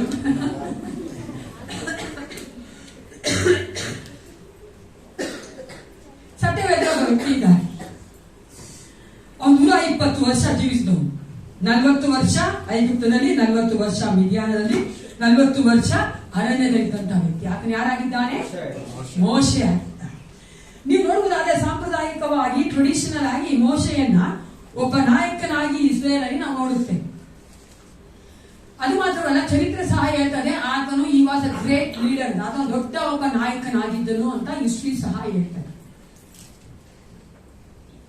ನೀವು ಬುಕ್ ಆಫ್ ಎಕ್ಸೋಡಸ್, ಆ ವಿಮೋಚನಾ ಕಾಂಡ ಪುಸ್ತಕವನ್ನು ನೋಡುವುದಾದರೆ ಅಲ್ಲಿ ದೇವರು ಇಸ್ರೇಲ್ ಜನರನ್ನ ಐಗುಪ್ತ ದಾಸತ್ವದಿಂದ ಬಿಡುಗಡೆ ಮಾಡುವುದಕ್ಕಾಗಿ ಮೋಶೆಯನ್ನ ಆ ಒಂದು ನಾಯಕನಾಗಿ ಆರಿಸಿಕೊಂಡು ಕರೆಯುತ್ತಾನೆ. ಏನ್ ಮಾಡ್ತಾನೆ? ದೇವರ ಆತನ ಆರಿಸಿಕೊಂಡು ಕರೆಯುತ್ತಾನೆ. God has chosen him and he called him to be a leader. ಇದೇ ನಾವು ಆನ್ಯುವಲ್ ಮೀಟಿಂಗ್ ನೋಡ್ತಾ ಇದ್ದೇವಲ್ಲ, ಅದಕ್ಕೋಸ್ಕರವಾಗಿ ನನಗೆ ಒಂದು ಥಾಟ್ ಬಂದಿದ್ದು, ಈ ಒಂದು ನಾಯಕತ್ವದ ಕುರಿತಾಗಿ ಕೆಲವೊಂದು ವಿಷಯಗಳನ್ನ ಮಾತನಾಡೋಣ ಎಂದು. ಅಂದ್ರೆ ನಾವೆಲ್ಲ ವಿಷಯ ಮಾತಾಡ್ತಾ ಇಲ್ಲ, ಯಾಕಂದ್ರೆ leadership is a broad subject, ದೊಡ್ಡದಾದಂತ ಒಂದು ಸಬ್ಜೆಕ್ಟ್. ಅದೇ ನಾನು ಚಿಕ್ಕದಾಗಿ ಕೆಲವೊಂದು ವಿಷಯಗಳನ್ನ ನಿಮ್ಮ ಮಧ್ಯದಲ್ಲಿ ಇಡೋದಕ್ಕೆ ಇಷ್ಟಪಡ್ತೇನೆ. ಅದಕ್ಕಾಗಿ ನಾನು ತೆಗೆದುಕೊಂಡಂತ ಒಬ್ಬ ವ್ಯಕ್ತಿಯ ಒಂದು ಜೀವಿತ ಮೋಶೆಯ ಜೀವಿತ. Is A Moses life. ಆತನು ಯಹೂದ್ಯನಾಗಿ ಹುಟ್ಟಿದವನು, ಆದ್ರೆ ಬೆಳೆದದ್ದು ಫರೋಹನ ಅರಮನೆಯಲ್ಲಿ. ದೇವರು ಆತನನ್ನ ಕರೆದು ಆ ಒಂದು ಜನರನ್ನ ಹೊರಗಡೆ ಕರ್ಕೊಂಡ್ ಬರ್ಬೇಕು ಅಂತ ಹೇಳಿದಾಗ ನಿಯರ್ಲಿ 2.5 ಮಿಲಿಯನ್ 2.5 ಕೋಟಿ ಜನಗಳನ್ನ ಲಕ್ಷ ಜನಗಳನ್ನ ಆತನು ಕರ್ಕೊಂಡ್ ಬಂದ. ಯಾವ್ದ್ರಿಂದ? ಐಗುಪ್ತನ ಹೊರಗಡೆ ಕರ್ಕೊಂಡ್ ಬಂದು ಅರಣ್ಯದಲ್ಲಿ ನಡ್ಸ್ಕೊಂಡು ಹೋಗ್ತಾ ಇದ್ದಾನೆ. ಅರಣ್ಯದಲ್ಲಿ ನಡೆಯೋದು, ಅರಣ್ಯದಲ್ಲಿ ಪ್ರಯಾಣ ಮಾಡೋದು ಬಹಳ ಸುಲಭ ಅಲ್ಲ ಪ್ರಿಯ, ನಮ್ಮೆಲ್ಲರಿಗೂ ಗೊತ್ತಲ್ಲ. ಇಟ್ಸ್ ಅ ಡೆಸರ್ಟ್, ಮರುಭೂಮಿ ಆದಂತ ಒಂದು ಜಾಗ. ಅದರಲ್ಲಿ ಆತನು ಆ ಒಂದು 2.5 ಮಿಲಿಯನ್ ಜನಗಳು ಸಹ ತುಂಬಾ ಒಳ್ಳೆಯವರೇನಾಗಿರ್ಲಿಲ್ಲ. ಅವ್ರೇನ್ ಮಾಡ್ತಾ ಇದ್ರು? ಗೊಡುಗುಡ್ತಾ ಇದ್ರು, ಕಂಪ್ಲೇಂಟ್ ಮಾಡ್ತಾ ಇದ್ರು, ಬೈತಾ ಇದ್ರು. ನಾವ್ ಐಗುಪ್ತದಲ್ಲೇ ಚೆನ್ನಾಗಿದ್ವಲ್ಲ, ನಾವ್ ಅಲ್ಲೇ ಚೆನ್ನಾಗಿ ತಿನ್ಕೊಂಡಿದ್ವಲ್ಲ, ನೀನ್ ಯಾಕೆ ಕರ್ಕೊಂಡ್ಬಂದ್ ನಮ್ನ ಸಾಯಿಸ್ಬೇಕಂತ ಕರ್ಕೊಂಡ್ಬಂದಿದ್ಯಾ? ಪ್ರತಿಯೊಂದು ವಿಷಯಕ್ಕೂ ಪ್ರತಿಯೊಂದು ಸಮಯದಲ್ಲೂ ಕೊರತೆ ಬಂದಾಗೆಲ್ಲ ಮೋಶೆಗೂ ದೇವರಿಗೂ ಏನ್ ಮಾಡ್ತಾ ಇದ್ರು? ಶಾಸ್ತ್ರನ ಮಾಡ್ತಾ ಇದ್ರು. ಬೈ ಅಂತ ಬೈತಾ ಇದ್ರು. ಅಂತಹ ಜನಗಳನ್ನ ಮೋಶೆ ಏನ್ ಮಾಡ್ತಾರೆ? ಕರ್ಕೊಂಡು ಐಗುಪ್ತದಿಂದ ಕಾನಾನ್ ದೇಶಕ್ಕೆ ದೇವರು ಆತನನ್ನ ಉಪಯೋಗಿಸಿ ಕರ್ಕೊಂಡು ಹೋಗೋದು ನೋಡುತ್ತೆ. ಮೋಶೆಯ ಜೀವಿತವನ್ನ ನಾವು ಅರ್ಥ ಮಾಡ್ಕೋಬೇಕಾದ್ರೆ ಅಥವಾ ಜೀವಿತ ತಿಳ್ಕೊಳ್ಬೇಕಂದ್ರೆ ಒಂದು ಮಾತು, ದೇವರು ಆತನ ಕುರಿತಾಗಿ ಮಾತಾಡ್ತಾನೆ. ಅದನ್ನ ಈ ವಾಕ್ಯ ಓದ್ಕೊಳ್ಳೋಣ. ಧರ್ಮೋಪದೇಶ ಕಾಂಡ 34:10-12. ಯಾರಾದ್ರೂ ಓದಿ. ಡ್ಯೂಟ್ರಾನಮಿ 34:10-12. ಧರ್ಮೋಪದೇಶ ಕಾಂಡ 34:10-12. ಅಲ್ಲಿ ದೇವರು ಮೋಶೆಯ ಕುರಿತಾಗಿ ಏನ್ ಹೇಳ್ತಾನೆ?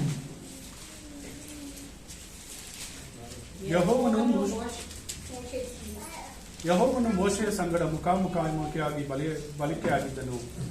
ಆತನು ಐಗುಪ್ತ ದೇಶದಲ್ಲಿ ಫರೋಹನ ಮುಂದೆಯೂ ಅವನ ಪ್ರಜಾ ಪರಿವಾರದವರ ಮುಂದೆಯೂ ವಿಧ ವಿಧವಾದ ಅದ್ಭುತ ಮಹತ್ ಕಾರ್ಯಗಳನ್ನು ನಡೆಸುವುದಕ್ಕೆ ಯೆಹೋವನು ಅವನನ್ನು ಕಳುಹಿಸಿದನು. ಇಸ್ರಾಯೇಲರ ಮುಂದೆ ವಿಶೇಷವಾದ ಭುಜ ಪರಾಕ್ರಮವನ್ನು ಭಯಂಕರ ಕಾರ್ಯಗಳನ್ನು ನಡೆಸಿದನು. ಇಂಥವನಿಗೆ ಸಮಾನನಾದ ಮತ್ತೊಬ್ಬ ಪ್ರವಾದಿ ಈಚೆಗೆ ಇಸ್ರಾಯೇಲಿನಲ್ಲಿ ಹುಟ್ಟಲೇ ಇಲ್ಲ. ಆದ್ದರಿಂದ ನಾನು ಈ ಮೋಶೆಯ ಒಂದು ಜೀವಿತವನ್ನ ಒಂದು ಉದಾಹರಣೆಯಾಗಿ, ಆ ಒಂದು ಜೀವಿತದ ಕುರಿತಾಗಿ, ಆತನ ಜೀವಿತದ ಮೂಲಕವಾಗಿ ನಿಮಗೆ ಆ ಒಂದು ನಾಯಕತ್ವದ ಕುರಿತಾಗಿ ಮಾತಾಡ್ಬೇಕಂತ ಇದ್ದೇನೆ.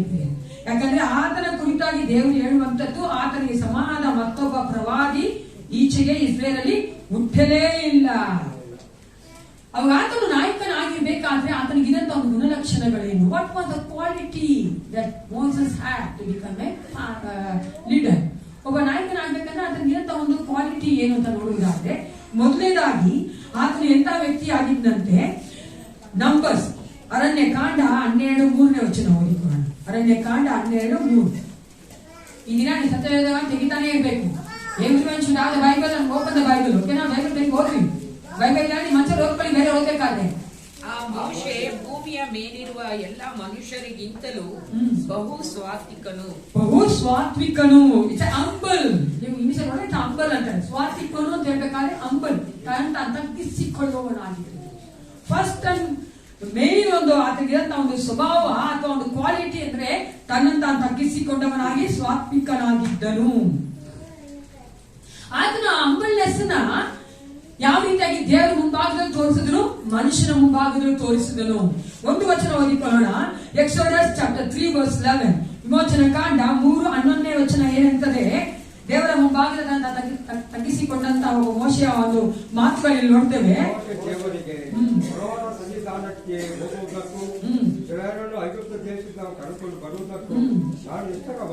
ನಾನು ಎಷ್ಟರವನು ಅಲ್ವಾ?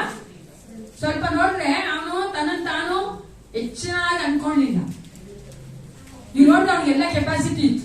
I believe okay all the ability, because ಆತನು ದೇವರ ಕರೆಯೋದಕ್ಕೆ ಮುಂಚಿತವಾಗಿ ತನ್ನ ಒಂದು ಯಹೂದ್ಯರ ಮಕ್ಕಳನ್ನ ಐಗುಪ್ತರ ಆ ಒಂದು ಜನಗಳಿಂದ ಬಿಡುಗಡೆ ಮಾಡೋದಕ್ಕಾಗಿ ತಾನು ಪ್ರಯತ್ನ ಮಾಡಿದ. ನಿಮ್ ಕತೆ ಗೊತ್ತಲ್ಲ, ಮೋಶೆ ಕತೆ ಯಾರ ಕಲೆ ಗೊತ್ತಿಲ್ಲ? ಗೊತ್ತಿಲ್ಲ ಅನೇಕ ತಾನೆ ಗೊತ್ತೇನ್ರಿ ಮೋಶೆ ಕತೆ? ಮೋಶೆ ಯಾರ್ರಿ?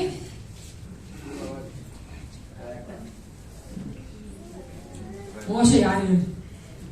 ಮೋಶೆ ಗೊತ್ತಾನೆ? ಮೋಶೆ ಯಾರು ನೋಡ್ರ? ಅದು ಮಗ ಮೋಶೆ ಯಾರಾಗಿದ್ದಾನೆ? ಇಸ್ರೇಲ್ ಮೊದಲ ನಾಯಕ ಅಲ್ವಾ? ನಾಯಕನಾಗಿದ್ದು ನಾವು. ಆತನು ಐಗುಪ್ತದಲ್ಲಿ ಆ ಒಂದು ಫರೋವನ ಆ ಒಂದು ಪ್ಯಾಲೇಸ್ ಇದ್ದಾಗಲೇ ಆತನ ಏನ್ ಮಾಡ್ದ? ಹೊರಗಡೆ ಬಂದು ನೋಡಿದಾಗ ತನ್ನ ಜನರನ್ನ ಅವರು ಹಿಂಸೆ ಪಡಿಸೋದು ನೋಡಿ ಆ ಒಂದು ಐಗುಪ್ತನ ಸಾಯಿಸ್ಬಿಡ್ತಾನೆ. ಅಲ್ಲಿ ನೋಡ್ತಾರಲ್ಲ, ಆತನಿಗೆ ಮೊದಲೇ ಆ ಒಂದು ಆ ದೇವರ ಆ ಒಂದು ತನ್ನ ಜನರ ಕುರಿತಾಗಿ ಆ ಒಂದು ಪ್ರೀತಿ ಇತ್ತು. ಆತನಿಗೆ ಒಂದು ಎಬಿಲಿಟಿ ಇತ್ತು, ತಾನು ಲೀಡರ್ ಆಗ್ಬೋದಾಗಿತ್ತು. ಆತನಿಗೆ ಆ ಒಂದು ಐಗುಪ್ತದಲ್ಲಿ ಎಲ್ಲಾ ವಿದ್ಯೆಗಳು ಚೆನ್ನಾಗಿ ಗೊತ್ತಿತ್ತು. ಯಾಕಂದ್ರೆ ಅದನ್ನ ಬೆಳೆದು ಪ್ಯಾಲೇಸ್ ಅಲ್ಲಿ ಎಲ್ಲಾ ಇದ್ರೂ ಸಹ ದೇವರು ಕರೆದ ತಕ್ಷಣ ನಾನು ಎಷ್ಟರವನು ದೇವ್ರೆ ಅಂತ ಕೇಳ್ತಾನೆ. That shows the humbleness. ಏನ್ ತೋರಿಸುತ್ತೆ? ತನ್ನನ್ನು ತಾನು ತಗ್ಗಿಸಿಕೊಂಡವನಾಗಿತ್ತು. ಅದು ಮಾತ್ರವಲ್ಲ, ಆತನ ಜೀವಿತ ನೋಡಿದರೆ ಜನಗಳ ಮುಂಭಾಗದಲ್ಲಿ, ಯಾವಾಗ ನೀವು ನೋಡುವುದಾದ್ರೆ ಆರೋನ ಮುಂಭಾಗದಲ್ಲಿ, ನಂತರ ಇಸ್ರೇಲ್ ಜನಗಳ ಮುಂಭಾಗದಲ್ಲಿ, ಯೆಹೋಶುವನ ಮುಂಭಾಗದಲ್ಲಿ, ಜತ್ರು ಆತನ ಮಾವನ ಮುಂಭಾಗದಲ್ಲಿ ಆತನು ತಾನು ತನ್ನನ್ನು ತಗ್ಗಿಸಿಕೊಂಡ. ಒಂದು ಉದಾಹರಣೆ ಈ ವಚನಗಳಲ್ಲಿ ಓದಿಕೊಳ್ಳೋಣ. ವಿಮೋಚನ ಕಾಂಡ 18:19-24. ವಿಮೋಚನ ಕಾಂಡ 18:19-24. ಎಕ್ಸೋಡಸ್ 18:19-24. ನನ್ನ ಮಾತನ್ನು ಕೇಳು, ನಾನು ನಿನಗೆ ಒಂದು ಆಲೋಚನೆಯನ್ನು ಹೇಳುತ್ತೇನೆ ಮತ್ತು ದೇವರಿನ ಸಂಗಡ ಇರಲಿ. ನೀನು ಜನರಿಗೂ ದೇವರಿಗೂ ಮಧ್ಯಸ್ಥನಾಗಿದ್ದು ಜನರ ವ್ಯಾಜ್ಯಗಳನ್ನು ದೇವರ ಹತ್ತಿರಕ್ಕೆ ತರಬೇಕು. ಮತ್ತು ನೀನು ಅವರ ಆಜ್ಞಾವಿಧಿಗಳನ್ನು ಪಾಲಿಸಿ ಅವರು ನಡೆಯಬೇಕಾದ ಮಾರ್ಗವನ್ನು ಮಾಡಬೇಕಾದ ಕಾರ್ಯಗಳನ್ನು ಅವರಿಗೆ ತಿಳಿಯಪಡಿಸಬೇಕು. ಆದರೆ ನೀನು ಸಮಸ್ತ ಜನರೊಳಗೆ ಸಮರ್ಥರು, ದೇವಭಕ್ತರು, ನಂಬಿಗಸ್ತರು, ಲಂಚಮುಕ್ತದವರು ಆಗಿರುವ ಪುರುಷರನ್ನು ಆರಿಸಿಕೊಂಡು ಅವರನ್ನು 1000 ಮಂದಿಯ ಮೇಲೆಯೂ 100 ಮಂದಿಯ ಮೇಲೆಯೂ 50 ಮಂದಿಯ ಮೇಲೆಯೂ 10 ಮಂದಿಯ ಮೇಲೆಯೂ ಅಧಿಕಾರಿಗಳನ್ನಾಗಿ ನೇಮಿಸಬೇಕು. ಅವರೇ ಯಾವಾಗಲೂ ಜನರಿಗೆ ನ್ಯಾಯವನ್ನು ತೀರಿಸಲಿ. ಅವರ ದೊಡ್ಡ ರಾಜ್ಯಗಳನ್ನು ನಿನ್ನ ಮುಂದೆ ತರಲಿ, ಸಣ್ಣ ರಾಜ್ಯವನ್ನೆಲ್ಲ ತಾವೇ ತೀರಿಸಲಿ. ಅವರು ನಿನ್ನೊಂದಿಗೆ ಈ ಭಾರವನ್ನು ಹೊರುವುದರಿಂದ ನಿನಗೆ ಸುಲಭವಾಗಿರುವುದು. ದೇವರು ಹೀಗೆ ಮಾಡುವುದಕ್ಕೆ ನಿನಗೆ ಅಪ್ಪಣೆ ಕೊಡುವುದಾದರೆ ನೀನು ಈ ಕೆಲಸದ ಭಾರವನ್ನು ನಿರ್ವಹಿಸಲಾಗುವುದು. ಇದು ಮಾತ್ರವಲ್ಲದೆ ಈ ಜನರೆಲ್ಲರೂ ತಮ್ಮ ತಮ್ಮ ಮನೆಯೊಳಗೆ ಸಂತೋಷವಾಗಿ ಹೋಗುವರು ಎಂದು ಹೇಳಿದನು. 24 ಮೋಶೆ ತನ್ನ ಮಾವನ ಮಾತಿಗೆ ಒಪ್ಪಿಕೊಂಡು ಅವನು ಹೇಳಿದಂತೆಯೇ ಮಾಡಿದನು. ಇಲ್ಲೇ ಇರೋದು ಪಾಯಿಂಟ್ ಅಲ್ಲ. ಮೋಶೆ ತನ್ನ ಮಾವ ಹೇಳಿದಂತ ಕಾರ್ಯವನ್ನ ಒಪ್ಕೊಂಡು ಮಾಡಿದನು. ಸ್ವಲ್ಪ ಯೋಚನೆ ಮಾಡಿದ್ರಿ, ಮಾವ ಎಷ್ಟೋ ದಿನಗಳಾದ್ಮೇಲೆ ಬಂದ ಅಂದ್ರೆ ಮೋಶೆ ನೋಡೋದಕ್ಕೆ, ತನ್ನ ಮಗಳನ್ನ ನೋಡೋದಕ್ಕೆ. ಆದ್ರೆ ಇಲ್ಲಿ ಅಂತಹ ಬಂದಂತ ಆ ಒಂದು ಮಾವನ ಮಾತನ್ಗೂ ಸಹ ಒಪ್ಕೊಳ್ತಾನೆ, ತನ್ನನ್ನು ತಾನು ಹಂಬಲ್ ಮಾಡ್ಕೊಳ್ತಾನೆ ಅಲ್ವಾ. ಮೋಶೆ ನೋಡಿದ್ರೆ ಈ ಮಾತುಗಳು ಆಗ್ಬೇಕಾದ್ರೆ ಅವರು ಐಗುಪ್ತ ರೆಡ್ ಸಿ ಎಲ್ಲ ದಾಟಿ ಮುಂದೆ ಬಂದ್ಬಿಟ್ಟಿದ್ದಾರೆ. ಅಲ್ಲಿ ಆ ಮೋಶೆ ಏನ್ ಮಾಡ್ತಾನೆ, ನ್ಯಾಯ ತೀರಿಸ್ತಾ ಇದ್ದಾನೆ. ಆವಾಗ ಎತ್ತರೋ ಹೇಳ್ತಾನೆ ಆತನಿಗೆ, ಯಾಕೆ ಈ ತರ ಕಷ್ಟಪಡ್ತೀಯಾ, ನೀನು ನೇಮಿಸಿ ಬಿಡು, ಅವ್ರು ನೋಡ್ಕೊಂತಾರೆ. ಕಠಿಣವಾದಂತ ಕಷ್ಟವಾದಂತ ನ್ಯಾಯ ಮಾತ್ರ ನೀನ್ ತೀರ್ಸ್ಕೊಳ್ಬೇಕಾದ್ರೆ ಹೋಗಯ್ಯ, ನಿನ್ಗೇನ್ ಗೊತ್ತು ಅಂತ ಮೋಶೆ. ನಾವಾಗಿದ್ರೆ ನಾನು ಇಷ್ಟು ವರ್ಷದ ಎಕ್ಸ್ಪೀರಿಯನ್ಸ್ ಇದೆ, ನೀವೇನ್ ಹೇಳೋದು ನಾನು ಕೇಳೋದು ಅಂತಿಮ ಅಲ್ವಾ ಅಲ್ವಾ. That shows the ಅರಗನ್ಸ್.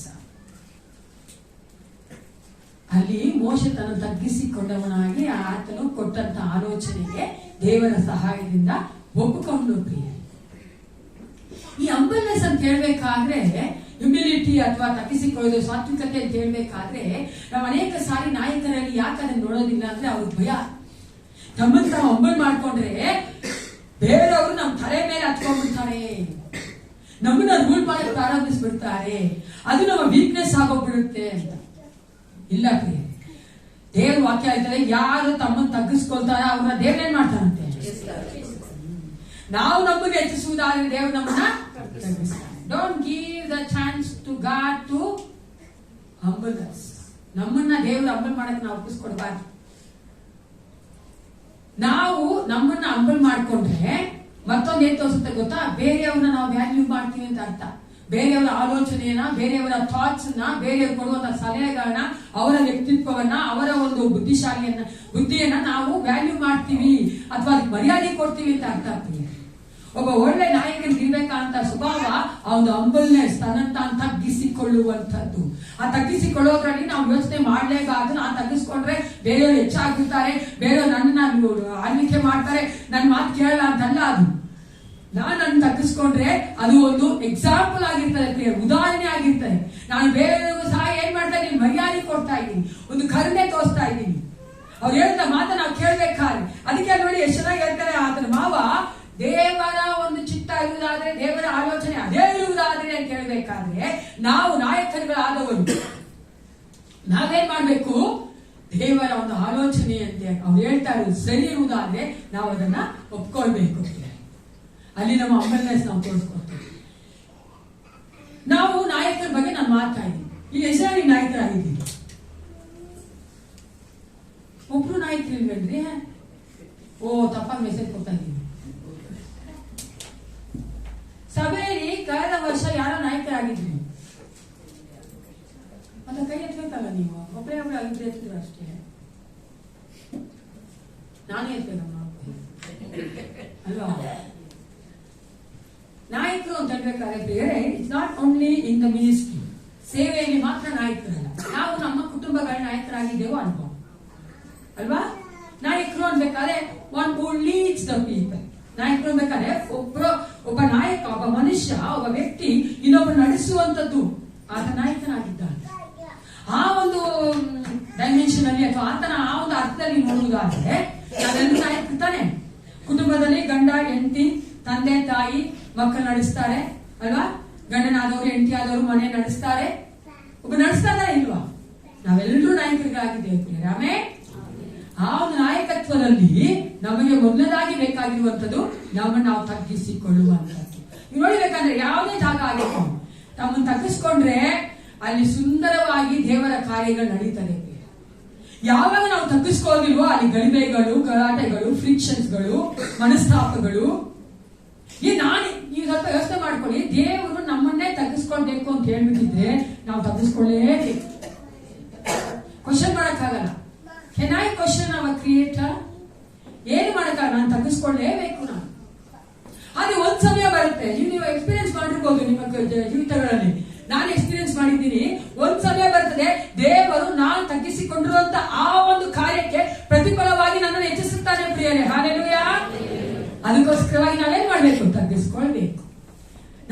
ಲೋಕದಲ್ಲಿ ಹೇಳ್ತೇನಲ್ಲ, ನಮ್ಮ ಕುಟುಂಬಗಳಾಗಿರ್ಬೋದು, ನಾವು ಇರುವಂತ ಜಾಗದಲ್ಲಿ ಆಗಿರ್ಬೋದು, ಕೆಲಸ ಮಾಡೋರಾಗಿರ್ಬೋದು, ಓದೋಕರಾಗಿರ್ಬೋದು, ಅಥವಾ ನಾವು ಸೇವೆ ಮಾಡೋದ ಕಡೆ ಆಗಿರ್ಬೋದು, ಎಲ್ಲೇ ಆಗಿದ್ರು ಸಹ ಮೋಶೆ ಇದ್ದಂತಹ ಒಂದು ಸಾತ್ವಿಕತೆ ಅಥವಾ ನಮ್ಮನ್ನು ನಾವು ತಗ್ಗಿಸಿಕೊಳ್ಳುವಂತ ಒಂದು ಸ್ವಭಾವ ನಮಗಿರಬೇಕು. ಎರಡನೇದ ವಿಮೋಚನಾ ಕಾಂಡ 37:30-32. Exodus chapter 32 verses 30-32.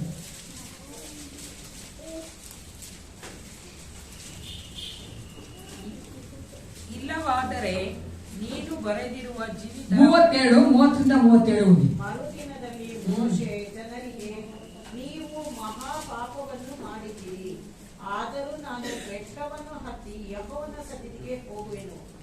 ಒಂದು ವೇಳೆ ನೀವು ಮಾಡಿದ ಪಾಪಕೃತ್ಯಕ್ಕೆ ಕ್ಷಮಾಪಣೆಯು ನನ್ನ ಮೂಲಕ ದೊರಕೀತು ಎಂದು ಹೇಳಿದನು. ಆಗ ಮೋಶೆ ಯೆಹೋವನ ಬಳಿಗೆ ತಿರುಗಿ ಹೋಗಿ, ಅಯ್ಯೋ ಅಯ್ಯೋ, ಈ ಜನರು ಮಹಾಪಾಪವನ್ನು ಮಾಡಿದ್ದಾರೆ, ಚಿನ್ನದ ದೇವರನ್ನು ಮಾಡಿಕೊಂಡಿದ್ದಾರೆ. ಆದರೂ ನೀನು ಕರುಣವಿಟ್ಟು ಅವರ ಪಾಪವನ್ನು ಕ್ಷಮಿಸಬೇಕು. ಇಲ್ಲವಾದರೆ ನೀನು ಬರೆದಿರುವ ಜೀವಿತರ ಪಟ್ಟಿಯಿಂದ ನನ್ನ ಹೆಸರನ್ನು ಅಳಿಸಿಬಿಡಬೇಕೆಂದು ಕೇಳಿಕೊಳ್ಳುತ್ತೇನೆ ಎಂದು ಪ್ರಾರ್ಥಿಸಿದನು. ಕೆಲವೊಂದ್ಸಾರಿ ಒಂದೇ ಕಾಲ ಇಂತರ ಹೋದ್ರೆ ಚೆನ್ನಾಗಿರಲ್ವಾ? ಅಯ್ಯಯ್ಯೋ ಅಂತ ಓದ್ಬೇಕಂತ. ಅಯ್ಯೋ ಅಯ್ಯೋ ಅಯ್ಯಯ್ಯೋ ಅಯ್ಯೋ ಅಯ್ಯೋ ಅನ್ನೋದು ನಮ್ಮ ಅತಿ ಪ್ರಿಯ. ಯಾರು ಎಷ್ಟು ಗಂಭೀರವಾದಂತ ಒಂದು ಪದ ಗೊತ್ತಾದ್ರು. ನೀವು ನೋಡ್ಬೇಕು, ಬೈಬಲ್ ಓದ್ ನೋಡಿ. ಹೊಸ ಒಡಂಬಡಿಕೆ ಅಷ್ಟೇ, ಯೇಸು ಕ್ರಿಸ್ತನು ಆ ಒಂದು ಆತನ ಸುವಾರ್ತೆಗಾಗಿ ಅಯ್ಯೋ ಯೆರೂಸಲೇಮೇ, ಅಯ್ಯೋ ಕರೆಜಿ ಅಂತ ಹೇಳ್ಬೇಕಾದ್ರೆ ತಚ್ಚೋದ್ ಅಂದ್ರೆ ಆತರ ಅವರು ಅಂತ ಒಂದು ದುಸ್ಥಿತಿ ಇದ್ದಾರೆ ಅಂತ. ಇಲ್ಲೂ ಅಷ್ಟೇ, ನೀವು ಪಾಪ ಮಾಡ್ಬಿಟ್ಟು ಎಂತ ಒಂದು ಸ್ಥಿತಿ ಬಂದ್ಬಿಟ್ಟು ಇಸ್ರಾಯೇಲ್ ಜನ ಅಲ್ವಾ. ಎರಡನೇದಾಗಿ ಒಬ್ಬ ಲೀಡರ್ಗೆ ಇರ್ಬೇಕಂತ ಸ್ವಭಾವ ಮೋಶೆಗೆ ಇದ್ದಿದ್ದು ಅನ್ಸೆಲ್ಫಿಶ್ ಮ್ಯಾನ್, ಪರಹಿತ ಚಿಂತನೆ ಮಾಡುವವನು, ನಿಸ್ವಾರ್ಥಿ ಆಗಿದ್ದಂತೆ. ಸ್ವಲ್ಪ ನೋಡಿ, ಇಸ್ರಾಯೇಲ್ ಜನ ಏನ್ ಮಾಡಿದ್ರು? ಪಾಪ ಮಾಡ್ಬಿಟ್ರು ಅಲ್ವಾ, ಗೊತ್ತು ನಮ್ಗೆ ಎಲ್ರು. ಅಭ್ಯಾಸ ಮಾಡ್ಕೊಂಡ್ರು, ಅದನ್ನ ಪೂಜೆ ಮಾಡಿದ್ರು, ಪಾಪ ಮಾಡ್ಬಿಟ್ರು. ಅಲ್ಲಿ ಮೋಶೆ ಇರ್ಲಿಲ್ಲ. ಮೋಶೆ was not one among them. ಮೋಶೆ ಇದ್ನ? ಮೋಶೆ ಮಾಡ್ದ ಪಾಪನ? ಇಲ್ವಲ್ಲ. ಆದ್ರೂ ಸಹ ನೋಡಿ ಎಷ್ಟು ತನ್ನನ್ನು ಸ್ವಾರ್ಥತೆ ಇಲ್ಲದೆ ಇದ್ದಾನೆ ಅಂದ್ರೆ, ಆತನ ಹೇಳ್ತಾನೆ ಅಯ್ಯೋ ಪಾಪ ಮಾಡ್ಬಿಟ್ರಲ್ಲ, ಆತನಾಗಿ ದೇವರ ಹತ್ರ ಹೇಳ್ತಾ ಇದ್ದಾನೆ, ಅವ್ರಿಗೋಸ್ಕರವಾಗಿ ವಿಜ್ಞಾಪನೆ ಮಾಡ್ತಾ ಇದ್ದಾನೆ, ಇಂಟರ್ಸೆಸರಿ ಮಾಡ್ತಾ ಇದ್ದಾನೆ. ತಾನು ಸಹ ಪಾಪದಲ್ಲಿ ಸೇರ್ಕೊಂಡವನಾಗಿದ್ದಾನೆ. ಹಲ್ಲೆಲೂಯಾ. ಒಬ್ಬ ಲೀಡರ್ ಹಂಗೆ ಪ್ರಿಯರೇ, ಬೇರೆಯವ್ರ ತಪ್ಪನ್ನ ತೋರ್ಸೋದಲ್ಲ, ನಾನು ಸಹ ತಪ್ಪಲ್ಲಿ ಇರಂಗೆ ನಾವು ಬಿಹೇವ್ ಮಾಡ್ಬೇಕು. ಯಾಕೆಂದ್ರೆ ನಾಯಕನಾದವನು ಆ ರೀತಿಯಾದ ಒಂದು ಮನೋಭಾವನೆ ಉಳ್ಳವನಾಗಿರ್ಬೇಕು. ಅಲ್ಲೋಗಿ ದೇವರ ಹೇಳ್ತಾನೆ, ಅಯ್ಯೋ ನಮ್ಮ ಮಕ್ಕಳು ಪಾಪ ಮಾಡ್ಬಿಟ್ಟಿದಾರ, ಆ ಪಾಪನ ನೀ ಕ್ಷಮಿಸಲೇಬೇಕು. ಕ್ಷಮಿಸದೇ ಇರೋದಾದ್ರೆ ಏನ್ ಮಾಡ್ಬೋದು ಅಂದ್ರೆ ಹೇಳ್ತಾನೆ, ಅವ್ರನ್ನ ಅಳಿಸ್ಬಿಡುವುದಿಲ್ಲ, ಅವ್ರ ಹೆಸರೇ ತೆಗೆದಾಕ್ಬಿಡೋದಿಲ್ಲ, ನನ್ನ ಹೆಸರು ತೆಗಿ, ಜೀವ ಬಾಧ್ಯರ ಪಟ್ಟಿಯಿಂದ ನನ್ನ ಹೆಸರು ತೆಗೆದ್ಬಿಡಿ ದೇವ್ರೆ. ಆದ್ರೆ ಮಾತ್ರ ನೀ ನನ್ನ ಮಕ್ಕಳ ಜನಗಳನ್ನ ನೀ ಕ್ಷಮಿಸಲೇಬೇಕು. That is the heart of the leader. ಒಬ್ಬ ನಾಯಕನಿಗೆ ಇರ್ಬೇಕಾದ, ಹೃದಯದಲ್ಲಿರ್ಬೇಕಾದ ಆ ಒಂದು ಸ್ವಭಾವ ಪ್ರಿಯ. ನಾವು ಅಷ್ಟೇ ನಮ್ಮ ಕುಟುಂಬಗಳಲ್ಲಿ ನಾವು ನಾಯಕರಾಗಿದ್ದೇವೆ. ನಾನು ಆಲ್ರೆಡಿ ಹೇಳಿದ್ದೇನಲ್ಲ, ಹೆಂಗಿರ್ಬೇಕು? ನಮ್ಮ ಮಕ್ಕಳ ಪಾಪ, ನಮ್ಮ ಗಂಡ ಹೆಂಡತಿಯ ಪಾಪ, ಅದನ್ನ ನೋಡಿ ನಾವೇನ್ ಮಾಡೋ, ಅವ್ರನ್ನ ನಾಶ ಮಾಡು, ಅವ್ರಿಗೆ ಇದು ಮಾಡು, ಅದು ಮಾಡು ಅನ್ನೋದನ್ನ ನಾವು ಸಹ ಅದು ಒಂದಾಗಿದ್ದೇ ತರ ನಾವು ನಮ್ಮನ್ನ ಒಪ್ಪಿಸ್ಕೊಟ್ಟು ಪ್ರಾರ್ಥನೆ ಮಾಡಿ ಅವ್ರಿಗೋಸ್ಕರ ವಿಜ್ಞಾಪನೆ ಮಾಡ್ಬೇಕು, ಇಂಟರ್ಸೆಸರಿ ಮಾಡ್ಬೇಕು. ಗೊತ್ತಲ್ಲ, ನಾವು ಅವ್ನ ಗ್ಯಾಪ್ ಅಲ್ಲಿ ನಿಲ್ಬೇಕು. ಇಲ್ಲಿ ಮೋಶೆ ದೇವರಿಗೂ ಇಸ್ರೇಲ್ ಜನಕ್ಕೂ ಮಧ್ಯದಲ್ಲಿ ನಿಂತ್ಕೊಂಡಿದ್ದ. ಇವತ್ತು ಮೀಡಿಯೇಟರ್ ನಾವು ಮಧ್ಯಸ್ಥನಾಗಿದ್ದ. ಎಂತಹ ಜನಗಳಿಗೋಸ್ಕರ ಪ್ರಿಯರೇ, ಇಸ್ರೇಲ್ ಜನ ಏನೋ ಅವ್ನ ಎತ್ಕೊಂಡು ತಲೆ ಸುತ್ತಾಡ್ಲಿಲ್ಲ. ನಾನು ಅವಾಗ ಹೇಳ್ದಂಗೆ ಭಯಂಕರ ಕಷ್ಟ ಕೊಟ್ಟರು ಅವ್ನಿಗೆ. ಅಂತಹ ಜನಗಳಿಗೋಸ್ಕರವಾಗಿ, ತನ್ನ ಜನರಿಗೋಸ್ಕರವಾಗಿ ದೇವರ ಹತ್ರ ಹೋಗಿ ಬೇಡ್ತಾ ಇದ್ದಾನೆ. ಸ್ವಲ್ಪ ಯೋಚನೆ ಮಾಡಿ. ನಮ್ಮಲ್ಲೂ ಅಷ್ಟೇ, ಅನೇಕರಿಗೆ ನಾವು ಎಷ್ಟು ಕಷ್ಟಪಡ್ತೀವಿ, ಎಷ್ಟು ಕಷ್ಟ ಕೊಡ್ತಾರೆ, ಅವ್ರು ನೋಡಿದ್ರೆ ನಮ್ಗೆ ಎಷ್ಟು ರೇಖದಂದ್ರೆ, ಆದ್ರೂ ಸಹ ಅವ್ರಿಗೋಸ್ಕರ ನಾವೇನ್ ಮಾಡ್ಬೇಕು? ವಿಜ್ಞಾಪನೆ ಮಾಡಬೇಕು. ದೇವರೇ ನಾವು ಬೇಡುವವರಾಗಿರ್ಬೇಕು. ಮೋಶೆಯ ಹಾಗೆ ಅಲ್ಲಿ ಆತನು ಬೇರೆ ಅಯ್ಯೋ ಅಂದಿಲ್ಲ. ಅವ್ರು ನೋಡಿ ಅವ್ರಿಗೋಸ್ಕರವಾಗಿ ಹೋಗಿ ಪ್ರಾರ್ಥನೆ ಮಾಡಿ. ನಾವು ಸಹ ಅಷ್ಟೇ ಅನೇಕ ಸಹ ಅಯ್ಯೋ ಪಾಪ ಅಂದ್ಬಿಡ್ತೀವಿ, ಬಿಟ್ಬಿಡ್ತೀವಿ. ಆದ್ರೆ ಅದಕ್ಕೆ ನಾವು ಪರಿಹಾರ ಮಾಡಬೇಕು, ಅದಕ್ಕೆ ಬೇಕಾದ ಕಾರ್ಯಗಳನ್ನ ಮಾಡಬೇಕು. ಅದು ಒಳ್ಳೆಯ ಒಂದು ನಾಯಕನ ಸ್ವಭಾವ. ಮೂರನೇದಾಗಿ ಆತನು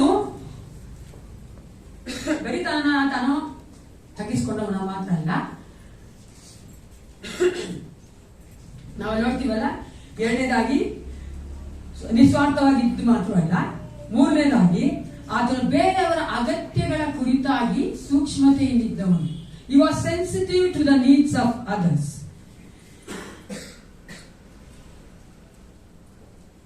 ಅಲ್ಲಿ ಮೋಶೆ ಬೇರೆಯವರ ಅಗತ್ಯಗಳನ್ನ ಎಷ್ಟು ಚೆನ್ನಾಗಿ ತಿಳ್ಕೊಂಡಿದ್ದ ಅಂದ್ರೆ, ಒಂದು ವಾಕ್ಯ ಓದ್ಕೊಂಡ ಇಲ್ಲಿ, ವಿಮೋಚನಾ ಕಾಂಡ 2:16-17. ವಿಮೋಚನಾ ಕಾಂಡ 2:16-17. You are so sensitive to the others needs. ಅಂದ್ರೆ ಬೇರೆಯವರ ಒಂದು ಅಗತ್ಯವನ್ನ ಎಷ್ಟು ಚೆನ್ನಾಗಿ ಅದನ್ನ ಅರ್ಥ ಮಾಡ್ಕೊಂಡಿದ್ದ, ಸೆನ್ಸಿಟಿವ್ ಆಗಿದ್ದ ಅಂತ ಹೇಳಕ್ಕೆ 2:16-17. ಅಲ್ಲಿ ಒಂದು ಬಾವಿ ಹತ್ತಿರ ಕೂತುಕೊಂಡಿರಲು ವಿದ್ಯಾನರ ಆಚಾರ್ಯನ 7 ಮಂದಿ ಹೆಣ್ಣು ಮಕ್ಕಳು ಬಂದು ತಂದೆಯ ಕುರಿಗಳಿಗೆ ಕುಡಿಸುವುದಕ್ಕೋಸ್ಕರ ನೀರು ಸೇದಿ ಜೋಡಿಗಳಲ್ಲಿ ಹಾಕುತ್ತಿದ್ದರು. ಕುರುಬರು ಬಂದು ಅವರನ್ನು ಬಾವಿಯ ಬಳಿಯಿಂದ ಓಡಿಸಲು ಮೋಶೆ ಅವರಿಗೆ ಸಹಾಯವಾಗಿ ಬಂದು ಅವರ ಕುರಿಗಳಿಗೆ ಕುಡಿಸಿದರು. ಇದೇನ್ ನೋಡ್ತೀವಿ, ಸೆನ್ಸಿಟಿವ್ ಆಗಿದ್ದಲ್ಲ, ಹೆಣ್ಮಕ್ಳು ಕಷ್ಟಪಡೋದು ನೋಡಿದ ತಕ್ಷಣ ಹೋಗಿ ಅವರಿಗೆ ಅವನು ಸಹಾಯ ಮಾಡ. ತನ್ನ ಜನರನ್ನ ಐಗುಪ್ತ ಒಬ್ಬ ವ್ಯಕ್ತಿಗೆ ತೊಂದರೆ ಮಾಡ್ತಾ ಇದ್ದಂತ ಅಲ್ವೊಳಗೆ ಅದನ್ನು ಸಾಯಿಸ್ಬಿಟ್ಟ ಅಲ್ವಾ. ಅದೇನ್ ತೋರಿಸುತ್ತೆ, ಬೇರೆಯವರ ಅಗತ್ಯಗಳಿಗೆ ಸ್ಪಂದಿಸುವಂತದ್ದು. ಒಬ್ಬ ಲೀಡರ್ಗೆ ಇರ್ಬೇಕಂತ ಸ್ವಭಾವ, ಬೇರೆಯವರ ಅಗತ್ಯಗಳಿಗೆ ನಾವು ಸ್ಪಂದಿಸಬೇಕು. ಪ್ರಿಯರೇ, ಅಗತ್ಯಗಳನ್ನ ನಾವು ತಿಳ್ಕೊಂಡವರಾಗಿರಬೇಕು. We have to recognise that. ಅಂದ್ರೆ ನಾವು ಗೊತ್ತಾಗಬೇಕು. ಅನೇಕ ಸಾರಿ ಲೀಡರ್ಗಳನ್ನ ನಾವು ಕಣ್ಣು ಮುಚ್ಕೊಂಡ್ಬಿಟ್ಟಿರ್ತೀವಿ, ಕಿವಿ ಮುಚ್ಕೊಂಡ್ಬಿಡ್ತೀವಿ. ತುಂಬಾ ನಾವು ಜಾಣು. ಯಾವ ಬೇಕು ಅವಲೇ ಕಂತೆಗೆ ನೋಡೋದು, ಯಾವ ಬೇಕು ಅವಲೇ ಕೇಳಿಸ್ಕೋದು, ಯಾವ್ದು ನಮಗೆ ಬೇಕೋ ಅದನ್ನೇ ನಾವು ಕೇಳಿಸ್ಕೋದು, ಯಾವ್ದು ಬೇಕೋ ಅದನ್ನೇ ನೋಡ್ತೀವಿ.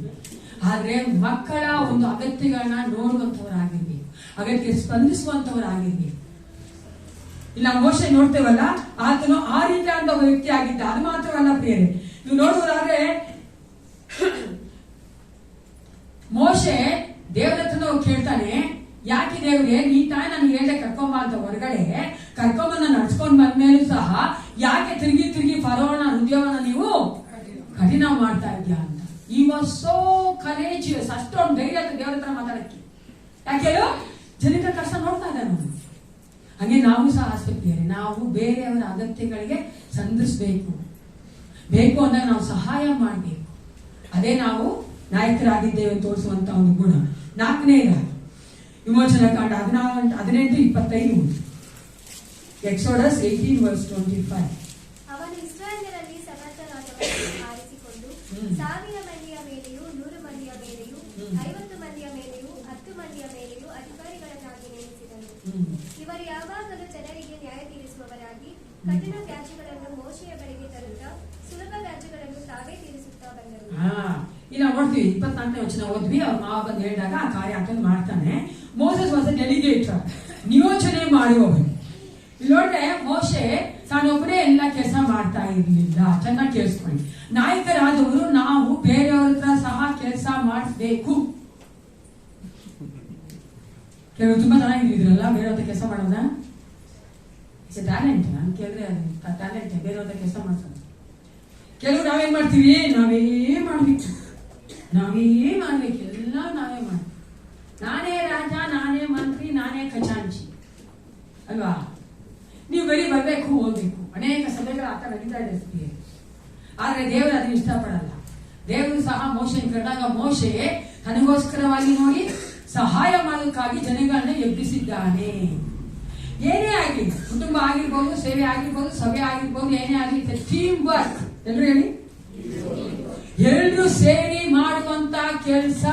ಅದಕ್ಕಾಗಿ ಎಲ್ಲಾ ಕೆಲಸನ ಎಲ್ರು ಮಾಡಕ್ಕಾಗಲ್ಲ. ಆಮೇಲೆ ಯಾಕೆ ಹುಷಾರಾಗಿ ಮೊದಲೇ ಹೇಳ್ಬಿಟ್ಟೆ ಅಂದ್ರೆ ಎಲ್ರು ಬಂದ್ಬಿಡ್ತೀರ ಅಂತ. ಯಾಕೆ ಕರ್ಕೊಂಡು ಎಲ್ರಿಗೂ ನಾವು ಅಲ್ಲ. ಅದಕ್ಕೋಸ್ಕರ ಎಲ್ಲಾ ಕಡೆ ಅಷ್ಟೇ ಚೆನ್ನಾಗಿ ಅರ್ಥ ಮಾಡ್ಕೊಳ್ಳಿ, ಚೆನ್ನಾಗಿ ಕೇಳಿಸ್ಕೊಳ್ಳಿ.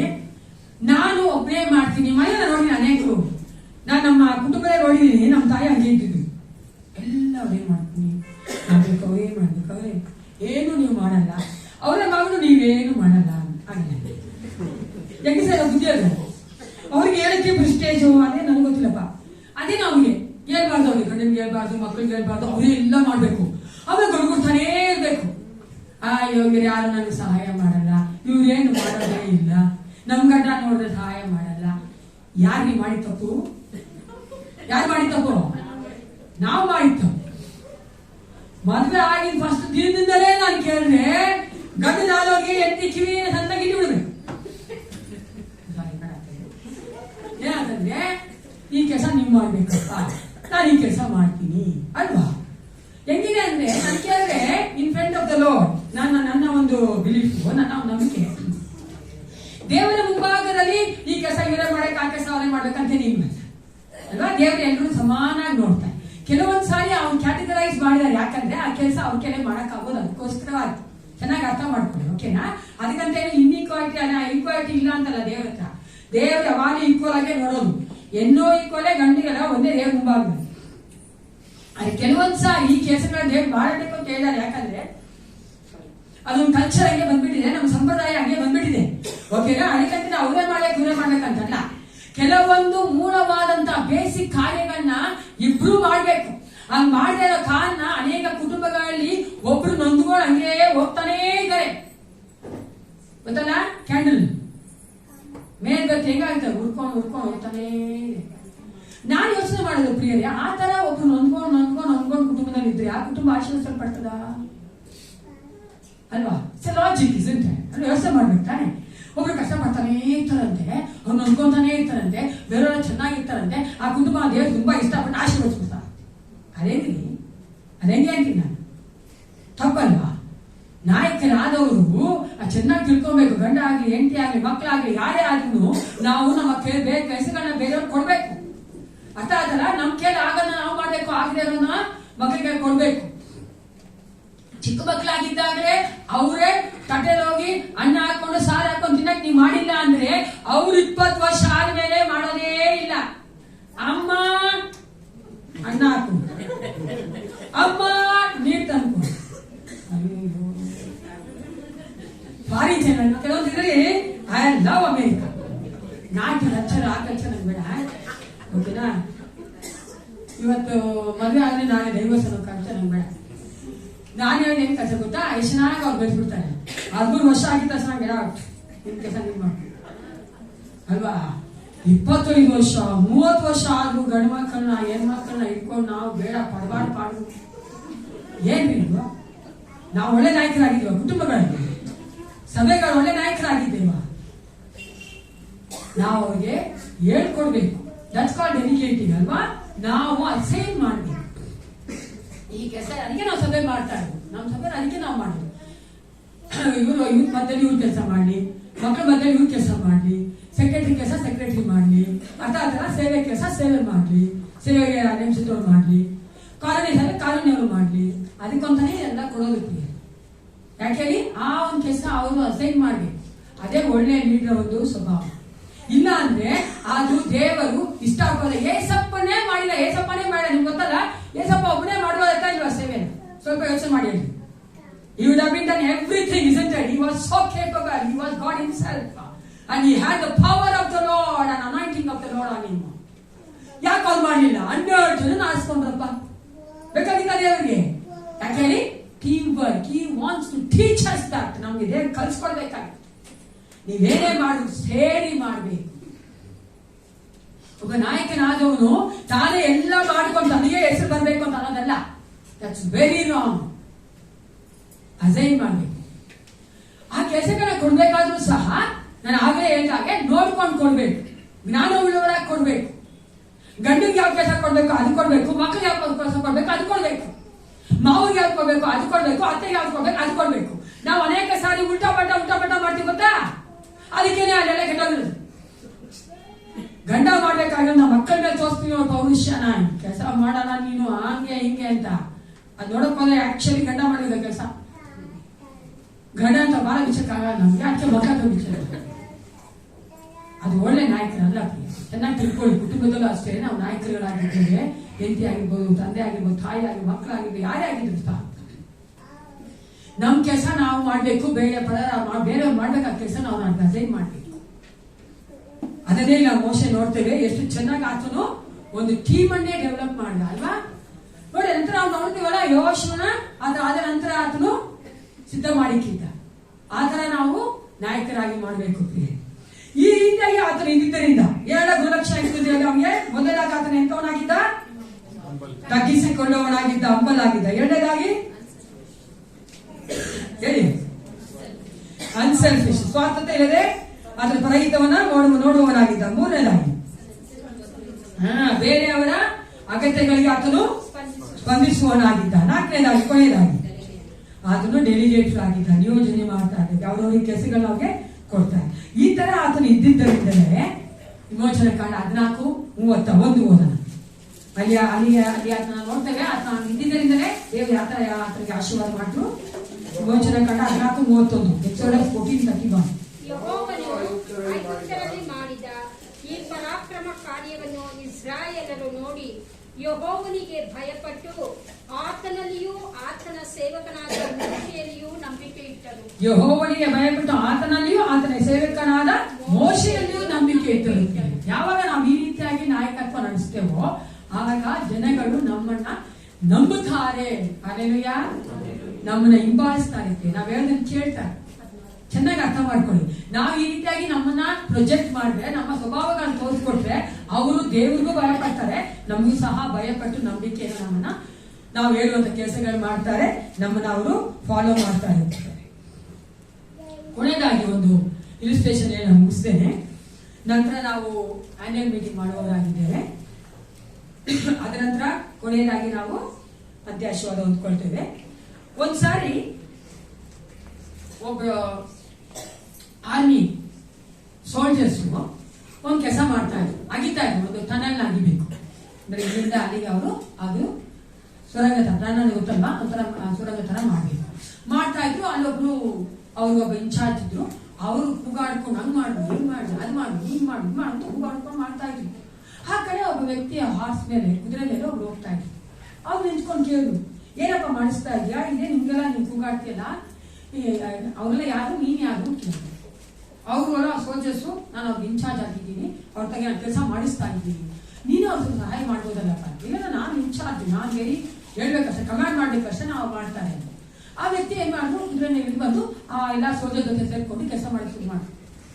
ಎಲ್ಲ ಕೆಲಸ ಮುಗಿದ್ಮೇಲೆ ಹೊರಗಡೆ ಬಂದು ಕೆಲಸ ಆದ್ಮೇಲೆ ಅವ್ರು ಬಂದು ಹೇಳಿದ್ರು, ನೀನ್ ಇವಾಗ ಇದೆಯಲ್ಲ ರ್ಯಾಂಕು, ಆ ರ್ಯಾಂಕ್ಗಿಂತ ಕೆಳಗಡೆ ಬಂದಿದ್ಯಾ ನೀನು ಅಂತ. ಆವಾಗ ಆ ವ್ಯಕ್ತಿ ಗೊತ್ತಾಯ್ತು, he was none other than general Washington. ಅದನ್ನು ವಾಷಿಂಗ್ಟನ್ ಆಗಿದ್ದರು. ಜನರಲ್ ನಿಮ್ಗೆ ಗೊತ್ತಲ್ಲ, ಇದರಲ್ಲಿ ಆರ್ಮಿ ಅಷ್ಟು ದೊಡ್ಡ ಹುದ್ದೆ ಇದ್ದಂತ ವ್ಯಕ್ತಿ ತಾನೇ ಕೆಳಗಡೆ ಬಂದು ಆ ಒಂದು ಸೋಲ್ಜರ್ ಜೊತೆ ಕೆಲಸ ಮಾಡಿದ ಅಂದ್ರೆ ದಟ್ ಶೋಸ್ ಹಂಬಲ್ನೆಸ್ ಅಲ್ವಾ. ಅದು ಮಾತ್ರ ನಾನು ಹೇಳೋ ಕೆಲಸ ನಾನ್ ಮಾಡ್ಬೇಕು ಮೊದಲು. ನಾನು ಯಾವಾಗಲೂ ಇಷ್ಟಪಡೋದು ಏನ್ ಗೊತ್ತಾ, ಏಸಪ್ಪ ನೋಡಿ ನಮ್ಗೆ ಏನಂದ ಹೇಳಿದ್ರು ಅದು ಮೊದಲೇ ಮಾಡಿದ್ರು. ಅವ್ರು ಹೇಳ್ತಾ ನಮ್ಗೆ ಪರಿಶುದ್ಧವಾಗಿ ಜೀವಿಸು ಅಂತ, ಆತ ಪರಿಶುದ್ಧವಾಗಿ ಜೀವಿಸಿದ್ರು. ಆತನ ಹೇಳ್ತಾನೆ ಹೊರಡೆ ಹೋಗಂದ್ರೆ ಹೊರಟು ಹೋಗಿ ಲೋಕಕ್ಕೆ ಸುವಾರ್ತೆ ಸಾರಿದ್ದ. ಆತನ ಪರಲೋಕನೇ ಬಿಟ್ಟು ಕೆಳಗೆ ಇದು ಬಂದು ನಮ್ಮನ್ನು ಕಳಿಸ್ತಾ ಇದ್ದಾನೆ. ಬಿಟ್ಟು ಬಂದಿದ್ದ, ನಾವು ಸಹ ಬಿಟ್ಟು ಹೋಗೋದನ್ನ ಹೇಳ್ತಾನೆ. ಏನನ್ನ ನಮ್ಗೆ ಏಸಪ್ಪ ಹೇಳ್ತಾನೋ ಅದು ಆತನ ಮೊದಲು ಮಾಡಿದ್ದಾನೆ. ನಾವು ಸಹ ಅಷ್ಟೇ ಬೇರೆಯವ್ರಿಗೆ ಹೇಳ್ತೀವಿ, ಅಂದ್ರೆ ನಾವು ಅದನ್ನ ಮಾಡ್ಬೇಕು. ಆವಾಗಲೇ ಒಳ್ಳೆ ನಾಯಕರುಗಳು ನಾವು ಪ್ರಾರ್ಥನೆ ಮಾಡಿಕೊಳ್ಳೋಣ. ಸೃಷ್ಟಿಕರ್ತನೇ, ಸರ್ವೋತ್ತಮನೇ, ಪರಲೋಕ ತಂದೆ, ಅಪ್ಪ ಎಂದು ವಿಶೇಷವಾದ ಸಭೆಗಾಗಿ ನಿಮಗೆ ಸ್ತೋತ್ರ ಉಂಟಾಗಲಿ. ಅಪ್ಪ ಇನ್ನು ದೇಹದಲ್ಲಿ ನಮ್ಮ ಸಭೆ ನಡೆಯುವಂತಹ ಆನ್ಯುವಲ್ ಮೀಟಿಂಗ್ ತಾತನಿಗೆ ಒಪ್ಪಿಸಿಕೊಳ್ಳುತ್ತೇನೆ. ನಿನ್ನ ಸೇವೆಗೋಸ್ಕರವಾಗಿ, ನಿನ್ನ ಕೃಪೆಯ ಮೇರೆಗೆ, ನಿನ್ನ ಪ್ರೀತಿಯ ಮೇರೆಗೆ ಸಪ್ಪ ನಾವು ಮಾಡುವಂತಹ ಈ ಕಾರ್ಯದಲ್ಲಿ ನಿನ್ನ ಹಸ್ತ ಇರಬೇಕೆಂದು, ನಿನ್ನ ಆಶೀರ್ವಾದ, ನಿನ್ನ ಪ್ರಸನ್ನತೆ ಇರಬೇಕೆಂದು ನಾನು ಹೇಳುತ್ತೀನಪ್ಪ. ನಾನು ಈಗ ತಾನೇ ವಾಕ್ಯ ಕೇಳಿದ ಹಾಗೆ ನಾಯಕರಾದ ನಾವುಗಳು ಕರ್ತನೆ ತಗ್ಗಿಸಿಕೊಂಡವರಾಗಿ, ನಿಸ್ವಾರ್ಥತೆಯಿಂದ ಕರ್ತನೆ, ಬೇರೆಯವರ ಕರ್ತನೆ ಅಪ್ಪ ಅಗತ್ಯಗಳಿಗೆ ಸ್ಪಂದಿಸುವಂತ ಮಕ್ಕಳಾಗಿ, ರಾಜ ಹೌದು ಕರ್ತ, ನೀನೇ ಸರ್ವೋತ್ತಮನಾಗಿದ್ದಿ. ನಿನ್ನ ಮಕ್ಕಳಿಗೆ ಬೇಕಾದಂತ ಎಲ್ಲ ಗುಣಲಕ್ಷಣಗಳು ಕೊಟ್ಟು ನಡೆಸಿಕೊಡಬೇಕೆಂದು ಒಪ್ಪಿಸಿಕೊಡುತ್ತೆ. ನಮ್ಮದು ಎಂಬುದು ಏನೂ ಇಲ್ಲ ಏಸಪ್ಪ, ಎಲ್ಲವೂ ನಿನ್ನದೇ ಆಗಿದೆ. ನಿನ್ನದಲ್ಲೇ ಕರ್ತನೆ ನಾವು ಒಳ್ಳೆ ಸ್ಟೀವರ್ಡ್ಗಳಾಗಿ, ಒಳ್ಳೆ ಮ್ಯಾನೇಜರ್ಗಳಾಗಿ ಕಾರ್ಯ ಮಾಡುವಂತೆ ಪ್ರತಿಯೊಬ್ಬರನ್ನು ಆಶೀರ್ವದಿಸಿ ಬಲಪಡಿಸಿ ನಡೆಸಿಕೊಡಬೇಕೆಂದು ಯೇಸು ಕ್ರಿಸ್ತನ ನಾಮದಲ್ಲಿ ಪ್ರಾರ್ಥಿಸುತ್ತೇನೆ. ಒಳ್ಳೆಯ ಪಿತನೇ, ಈಗ ನಮ್ಮ ಮಧ್ಯ ಕಾರ್ಯಗಳಿಂದ ಜೇಕಬ್ ಫ್ರಾನ್ಸ್ ಅವರು ಮುಂದೆ ಬಂದು ಈ ಆನ್ಯುವಲ್ ಮೀಟಿಂಗ್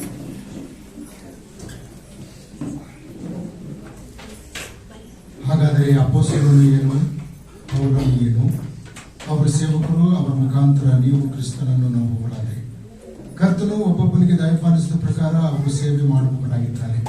ನಾನು ಸಸಿಯನ್ನು ನೆಟ್ಟನು, ಅಪೊಲ್ಲೋಸನು ನೀರು ಹೊಯ್ದನು, ಆದರೆ ಬೆಳೆಸುತ್ತಾ ಬಂದವನು ದೇವರು. ಹೀಗಿರಲಾಗಿ ನೆಡುವನಾಗಲಿ ನೀರು ಹೊಯ್ಯುವನಾಗಲಿ ವಿಶೇಷವಾದವರಲ್ಲ, ಬೆಳೆಸುವ ದೇವರೇ ವಿಶೇಷವಾದನು. ನೆಡುವವನು ನೀರು ಹೊಯ್ಯುವವನು ಒಂದೇ ಆಗಿದ್ದಾರೆ, ಆದರೂ ಪ್ರತಿಯೊಬ್ಬನಿಗೆ ಅವನವನ ಕಷ್ಟಕ್ಕೆ ತಕ್ಕ ಹಾಗೆ ಕೂಲಿಯು ದೊರೆಯುತ್ತದೆ. ದೇವರ ಜೊತೆ ಕೆಲಸದವರು, ನೀವು ದೇವರ ಬಲವು ದೇವರ ಕಟ್ಟಡವೂ ಆಗಿದ್ದೀರಿ. ಹೀಗಿರಲಾಗಿ ನೀವು ಉಂಡರು ಕುಡಿದರು ಆತ್ಮಿಕವಾಗಿ ಇನ್ನೇನು ಮಾಡಿದರು ಎಲ್ಲವನ್ನು ದೇವರ ಘನತೆಗಾಗಿ ಮಾಡಿರಿ. ಪ್ರಾರ್ಥನೆ ಮಾಡೋಣ. ಪ್ರೀತಿ ಸ್ವರೂಪನಾದ ನಮ್ಮ ಪರಲೋಕದ ತಂದೆಯಾದ ದೇವರೇ, ನಮ್ಮ ರಕ್ಷಕನಾದ ಯೇಸು ಕ್ರಿಸ್ತನಲ್ಲಿ ನಮ್ಮನ್ನು ಕನಿಕರಿಸಿದ ಆತನೇ, ಸಭೆಯು ಅಭಿವೃದ್ಧಿ ಆಗಬೇಕು. ಸಭೆಯು ಕರ್ತನಾದಂಥ ಯೇಸು ಕ್ರಿಸ್ತನ ಪ್ರೀತಿಯಿಂದ ತುಂಬಲ್ಪಟ್ಟಂಥದ್ದಾಗಿ ಲೋಕದಲ್ಲಿ ಬೆಳಕಾಗಿಯೂ ಭೂಮಿಯ ಮೇಲೆ ಉಪ್ಪಾಗಿಯೂ ಇರಬೇಕು ಎಂಬುದಾಗಿ ಕರ್ತನೇ ನಿನ್ನ ಪರಿಶುದ್ಧವಾದಂಥ ರಕ್ತವನ್ನು ಸುರಿಸಿ ಆ ರಕ್ತದಿಂದ ಸಭೆಯನ್ನು ಸ್ಥಾಪನೆ ಮಾಡಿದೆ.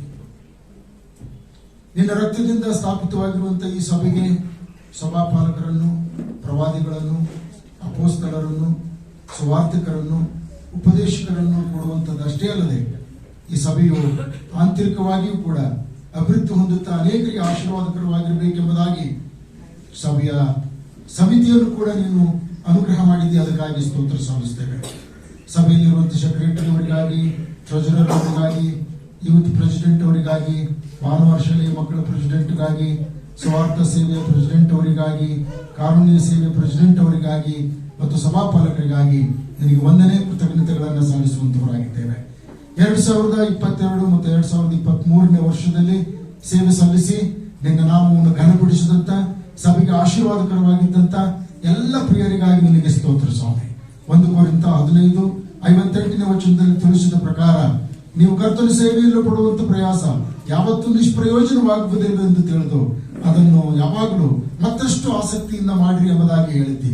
ಆದುದರಿಂದ ಈಗಾಗಲೇ 1 ವರ್ಷ ಸೇವೆ ಸಲ್ಲಿಸಿ ಮತ್ತೊಂದು ಹೊಸ ವರ್ಷಕ್ಕೋಸ್ಕರವಾಗಿ ಸೇವೆ ಸಲ್ಲಿಸುವುದಕ್ಕಾಗಿ ನೀನು ಆಯ್ಕೆ ಮಾಡಿಕೊಂಡಿರ್ತಕ್ಕಂಥ ಎಲ್ಲ ಪ್ರಿಯರಿಗಾಗಿ ನನಗೆ ವಂದನೆಗಳನ್ನು ಸಲ್ಲಿಸುತ್ತಾ ಅವರೆಲ್ಲರನ್ನೂ ಕೂಡ ಕರ್ತನೆ ನಿನ್ನ ತ್ರಾಣುಗಳ ಹಸ್ತದ ಕೆಳಗೆ ಒಪ್ಪಿಸಿಕೊಡುವಂತವರಾಗಿದ್ದೇವೆ. ನಿನ್ನ ಸೇವೆಯಲ್ಲಿ ಪಡುವಂತ ಪ್ರಯಾಸ ವ್ಯರ್ಥವಾಗುವುದಿಲ್ಲವೆಂದು ತಿಳಿಸಿದೆಯಲ್ಲ. ಆದುದರಿಂದ ನಿನ್ನ ಮಕ್ಕಳ ಸೇವೆ ಅದು ನಿನಗೆ ಮಹಿಮೆ, ಸಭೆಗೆ ಆಶೀರ್ವಾದವಾಗುವಂತೆ ನೀನು ತಾನೇ ಕೃಪೆಯನ್ನು ದಯಪಾಲಿಸಿಕೊಡು. ಕರ್ತನೆ, ನಮ್ಮನ್ನು ನೋಡ್ತಕ್ಕಂಥವರು ನಿನ್ನನ್ನು ನೋಡುವಂತವರು ಆಗಬೇಕು ಸ್ವಾಮಿ. ನಮ್ಮ ಮಾತುಗಳನ್ನು ಕೇಳಿಕೊಳ್ತಕ್ಕಂಥವರು ನಿನ್ನ ಮಾತುಗಳನ್ನು ಕೇಳಿಸಿಕೊಳ್ಳಬೇಕು ಸ್ವಾಮಿ. ಯಾವ ಪ್ರಕಾರವಾಗಿ ಇವತ್ತು ಮೋಶೆಯ ನಾಯಕತ್ವದ ಕುರಿತು ನಾವು ತಿಳ್ಕೊಂಡಂತವರಾದೆವು. ಮೋಶೆಯಲ್ಲಿರ್ತಕ್ಕಂಥ ತಾಳ್ಮೆ, ಮೋಶೆಯಲ್ಲಿರ್ತಕ್ಕಂಥ ದೀನತೆ, ಮೋಶೆಯಲ್ಲಿರ್ತಕ್ಕಂಥ ಆ ಒಂದು ಸ್ವಾಮಿ ನಿಸ್ವಾರ್ಥತನ, ಮೋಶೆಯಲ್ಲಿರ್ತಕ್ಕಂಥ ಸಹಾಯ ಮಾಡತಕ್ಕಂಥ ಸಾಮರ್ಥ್ಯ, ಮೋಶೆಯಲ್ಲಿರ್ತಕ್ಕಂಥ ಡೆಲಿಗೇಷನ್, ಒಬ್ರಿಗೊಬ್ಬರು ಹಂಚಿಕೊಂಡು ಮಾಡತಕ್ಕಂಥ ಕೆಲಸ, ಇವೆಲ್ಲವುಗಳನ್ನ ನಿನ್ನ ಮಕ್ಕಳು ಮಾಡುವುದರ ಮೂಲಕ ಈ ಸಭೆಯನ್ನ ಮತ್ತಷ್ಟು ಅಭಿವೃದ್ಧಿಪಡಿಸುವ ಹಾಗೆ ನೀನು ಕೃಪೆ ಕೊಡಬೇಕಾಗಿ ಬೇಡಿಕೊಳ್ತಾ ಇದ್ದೇನೆ. ಕರ್ತನೆ, ಸಭೆಯ 4 ಜನ ಆಯ್ಕೆ ಸಮಿತಿಯವರಿಗಾಗಿ ನಿನಗೆ ಸ್ತೋತ್ರ ಸ್ವಾಮಿ. ಹಿರಿಯ ಸಭಾಪಾಲಕರಿಗಾಗಿ ನಿನಗೆ ವಂದನೆ, ಸಭಾಪಾಲಕರಿಗಾಗಿ ನಿನಗೆ ವಂದನೆ ಸ್ವಾಮಿ. ಈ ಸಭೆಯನ್ನು ಆತ್ಮಿಕವಾಗಿ ಬೆಳೆಸ್ತಾ ಇರ್ತಕ್ಕಂಥ ಇನ್ನಿತರ ಎಲ್ಲ ಸೇವಕರಿಗಾಗಿ ನಿನಗೆ ಸ್ತೋತ್ರ ಕೃತಜ್ಞತೆಗಳನ್ನು ಸಲ್ಲಿಸುವಂತವರಾಗಿದ್ದೇವೆ. ಹೇಗೂ ಕರ್ತನೆ, ಸಭೆಯ ಸಭಾಪಾಲನಾ ಸಮಿತಿಯ ಜವಾಬ್ದಾರಿಯನ್ನು ಹೊತ್ತುಕೊಂಡು ಸೇವೆ ನಿರ್ವಹಿಸುವುದರ ಜೊತೆಯಲ್ಲಿ ಅವರ ಕುಟುಂಬದವರು ಕೂಡ ಅವರಿಗೆ ಸಹಾಯಕರಾಗಿದ್ದಾರೆ. ಆದುದರಿಂದ ಎಲ್ಲ ಸಹೋದರಿಯರಿಗಾಗಿ ಮತ್ತು ಸಹೋದರಿಯರ ಎಲ್ಲ ಪತಿಯರಿಗಾಗಿ ನಿನಗೆ ವಂದನೆಗಳನ್ನು ಸಲ್ಲಿಸುವಂತವರಾಗಿದ್ದೇವೆ. ಹೀಗೆ ಈ ಸಭೆ ಸಣ್ಣವರು ಮೊದಲುಗೊಂಡು ದೊಡ್ಡವರ ತನಕ ನಿನ್ನ ವಾಕ್ಯದಲ್ಲಿ ತಿಳಿಸುವ ಪ್ರಕಾರವಾಗಿ ಕರ್ತನೆ ಆಶೀರ್ವಾದ ಮಾಡು. ಆರೋನನ ಮನೆ ತಂದವರಿಗೆ ಆಶೀರ್ವಾದ ಎಂಬುದಾಗಿ ನೀನು ತಿಳಿಸಿದ ಹಾಗೆ ಈ ಯಾಜಕತ್ವವನ್ನು ವಹಿಸಿಕೊಂಡು ಮುನ್ನಡೆಸತಕ್ಕಂಥ ಯಾಜಕರಿಂದ ಮೊದಲುಗೊಂಡು ಕೊನೆಯವರೆಗೂ ಪ್ರತಿಯೊಬ್ಬರನ್ನು ಕೂಡ ಆಶೀರ್ವದಿಸ ಈ ಸಭೆಯ ಮೂಲಕವಾಗಿ ಮುಂದಿನ ದಿನಗಳಲ್ಲಿ ನೀನು ಮಹಿಮೆ ಒಂದು ಸ್ವಾಮಿ. ಮತ್ತು ನಾವೇನೇನು ಮಾಡಬೇಕಾಗಿದೆಯೋ ಅದಕ್ಕೆ ಬೇಕಾದಂತ ಪರಿಶುದ್ಧಾತ್ಮನ ಮಾರ್ಗದರ್ಶನವನ್ನ, ಆಲೋಚನೆಯನ್ನ ಹೇಳಿಕೊಡುತ್ತಾ ನಮ್ಮ ಮೂಲಕವಾಗಿ ನೀನು ಘನತೆ, ಗೌರವಗಳನ್ನು ಪಡೆದುಕೋ. ಪ್ರಾರ್ಥನೆ ಕೇಳಿದ್ದಕ್ಕಾಗಿ ಸ್ತೋತ್ರ. ಎಲ್ಲವನ್ನ ನಿನ್ನ ಕಾರ್ಯಗಳನ್ನು ಒಪ್ಪಿಸಿಕೊಡ್ತಾ ಈ ಪ್ರಾರ್ಥನೆಯನ್ನು ಯೇಸು ಕ್ರಿಸ್ತನ ದೀನ ನಾಮದಲ್ಲಿ ದೀನತೆಯಿಂದ ಬೇಡಿ ಹೊಂದಿದ್ದೇವೆ ನಮ್ಮ ತಂದೆಗೆ. ನಮ್ಮನವೇ ಯೆಹೋವನನ್ನು ಕೊಂಡಾಡು, ಕೀರ್ತಿಸಲಿ. ನಮ್ಮನವೇ ಯೆಹೋವನನ್ನು ಕೊಂಡಾಡು, ನಮ್ಮ ಕರ್ತನಾದ ಯೇಸು ಕ್ರಿಸ್ತರ ಕೃಪೆಯು, ತಂದೆಯಾದ ದೇವರ ಪ್ರೀತಿಯು ಇಂದಿಗೂ ಸದಾ ಕಾಲವು ನಮ್ಮೆಲ್ಲರೊಡನೆಯೂ ವಿಶೇಷವಾಗಿ ನಮ್ಮ ನೂತನವಾಗಿ ಆಯ್ಕೆಯಾಗಿರುವ ಎಲ್ಲ ನಮ್ಮ ಜವಾಬ್ದಾರಿಯುತ ಮಕ್ಕಳಿಗಳೊಂದಿಗೆ ನಿರಂತರವಾಗಿ ನೆಲೆಗೊಂಡಿರಲಿ ಸ್ವಾಮಿ. Hallelujah, hallelujah, hallelujah. Let Jesus bless you and your family.